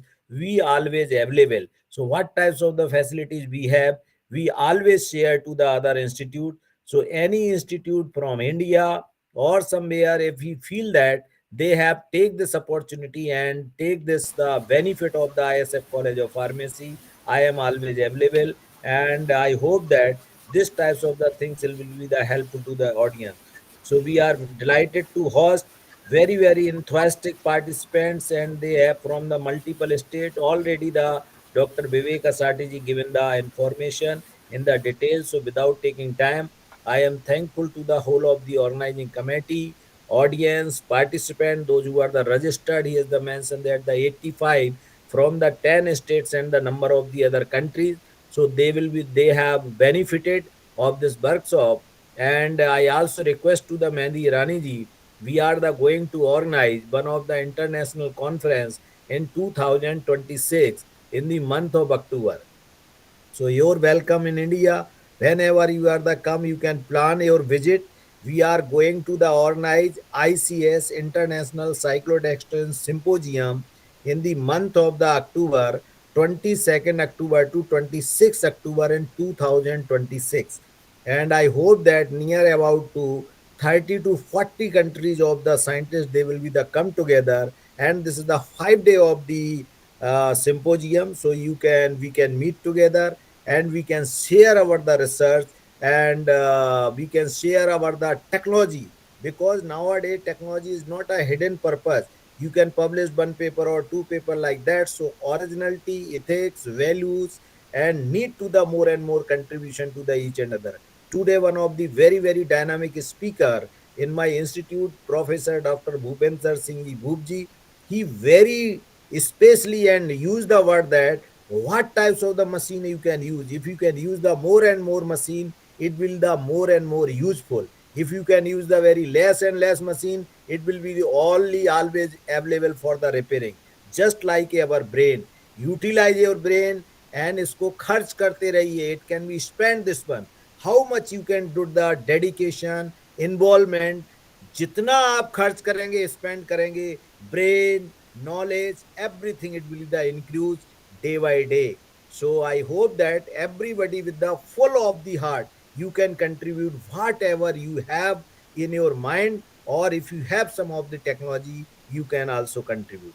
So thank you very much, organizing committee member. I am thankful to the management, ISF College of Pharmacy, for providing such types of the opportunity, because I am very very blessed person, because very dedicated faculty, they are organizing these types of the activity, and we involve them and interact one of the worthy, dynamic, dedicated, and honest candidates, those who are the registered with this workshop. Thank you very much, and once again welcome all of you in 2026. Number of we can organize between this one, but in 2026 you're a special welcome. Thank you, sir, for your precious word. Now it's time to vote of thanks. So, as we approach to the conclusion of this successful 4 day journey, I invite Dr. Sant Kumar Verma to deliver the vote of thanks, expressing our gratitude to speakers, organizers, and participants whose collective efforts made this workshop a resounding success. Welcome, Dr. Sant Kumar Verma. Thank you so much, sir. Thank you so much.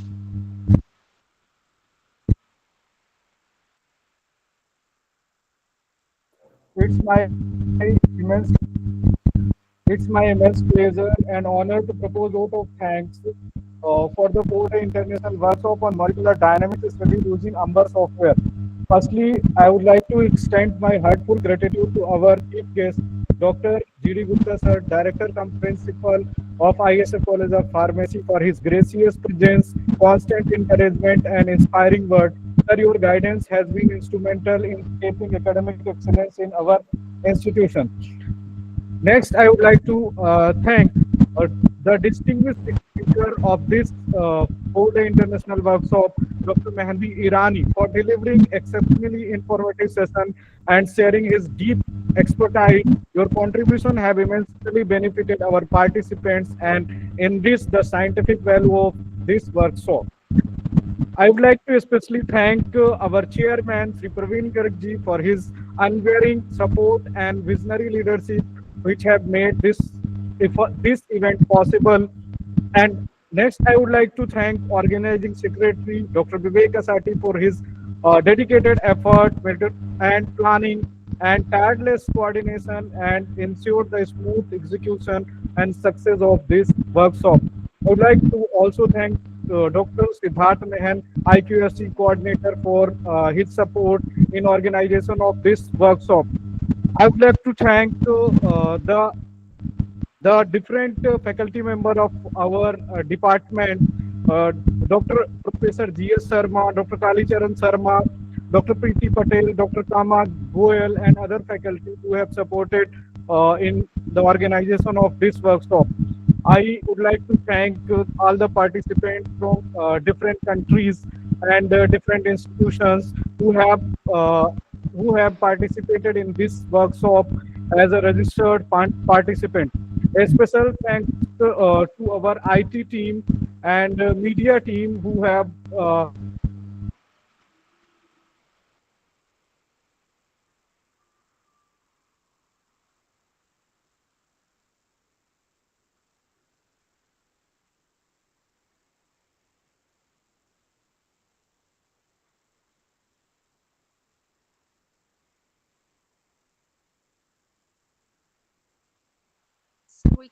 Couldn't hear you. संत जी आवाज नहीं आ रही. Uh, No voice. I would love to thank both the institution who have organized this event under the University of who jointly organized this event after individual office and these kind of events, Sant ji, voice is very cracking and so slowly. to the society.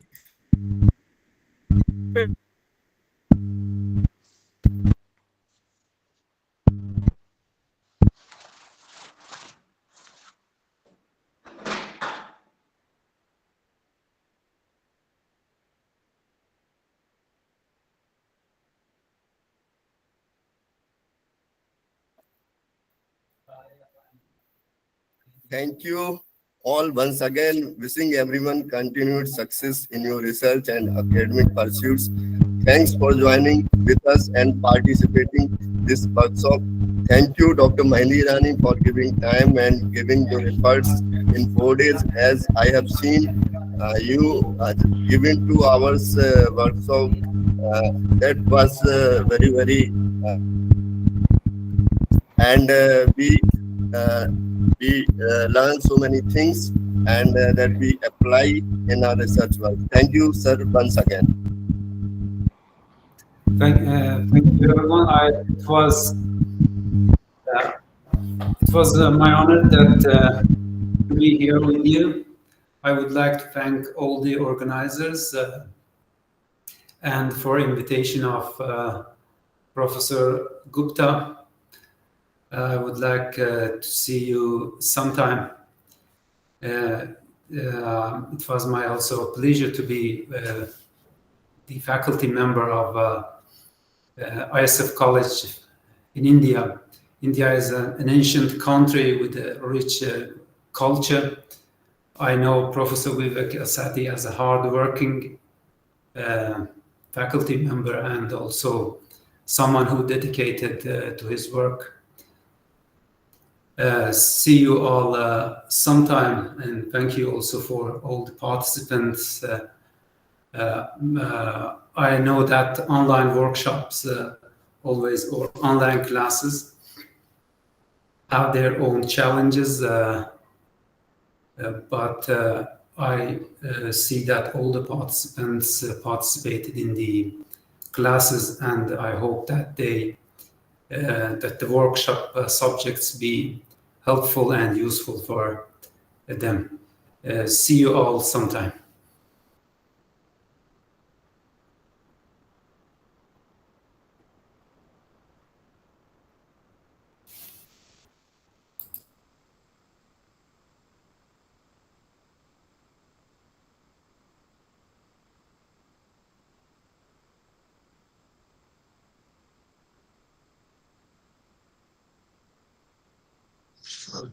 Thank you, sir, for your precious words.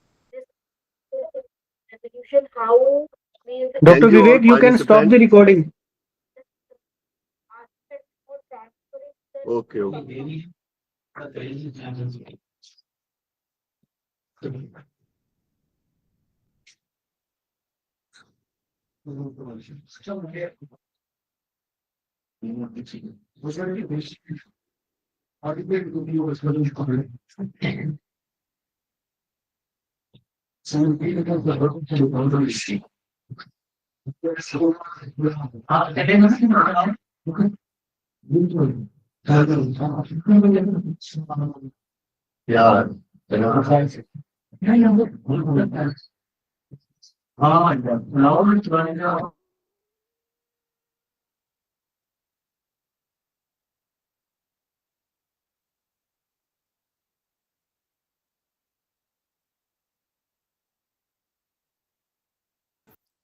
Network problem was there. So thank you, and now everyone can leave.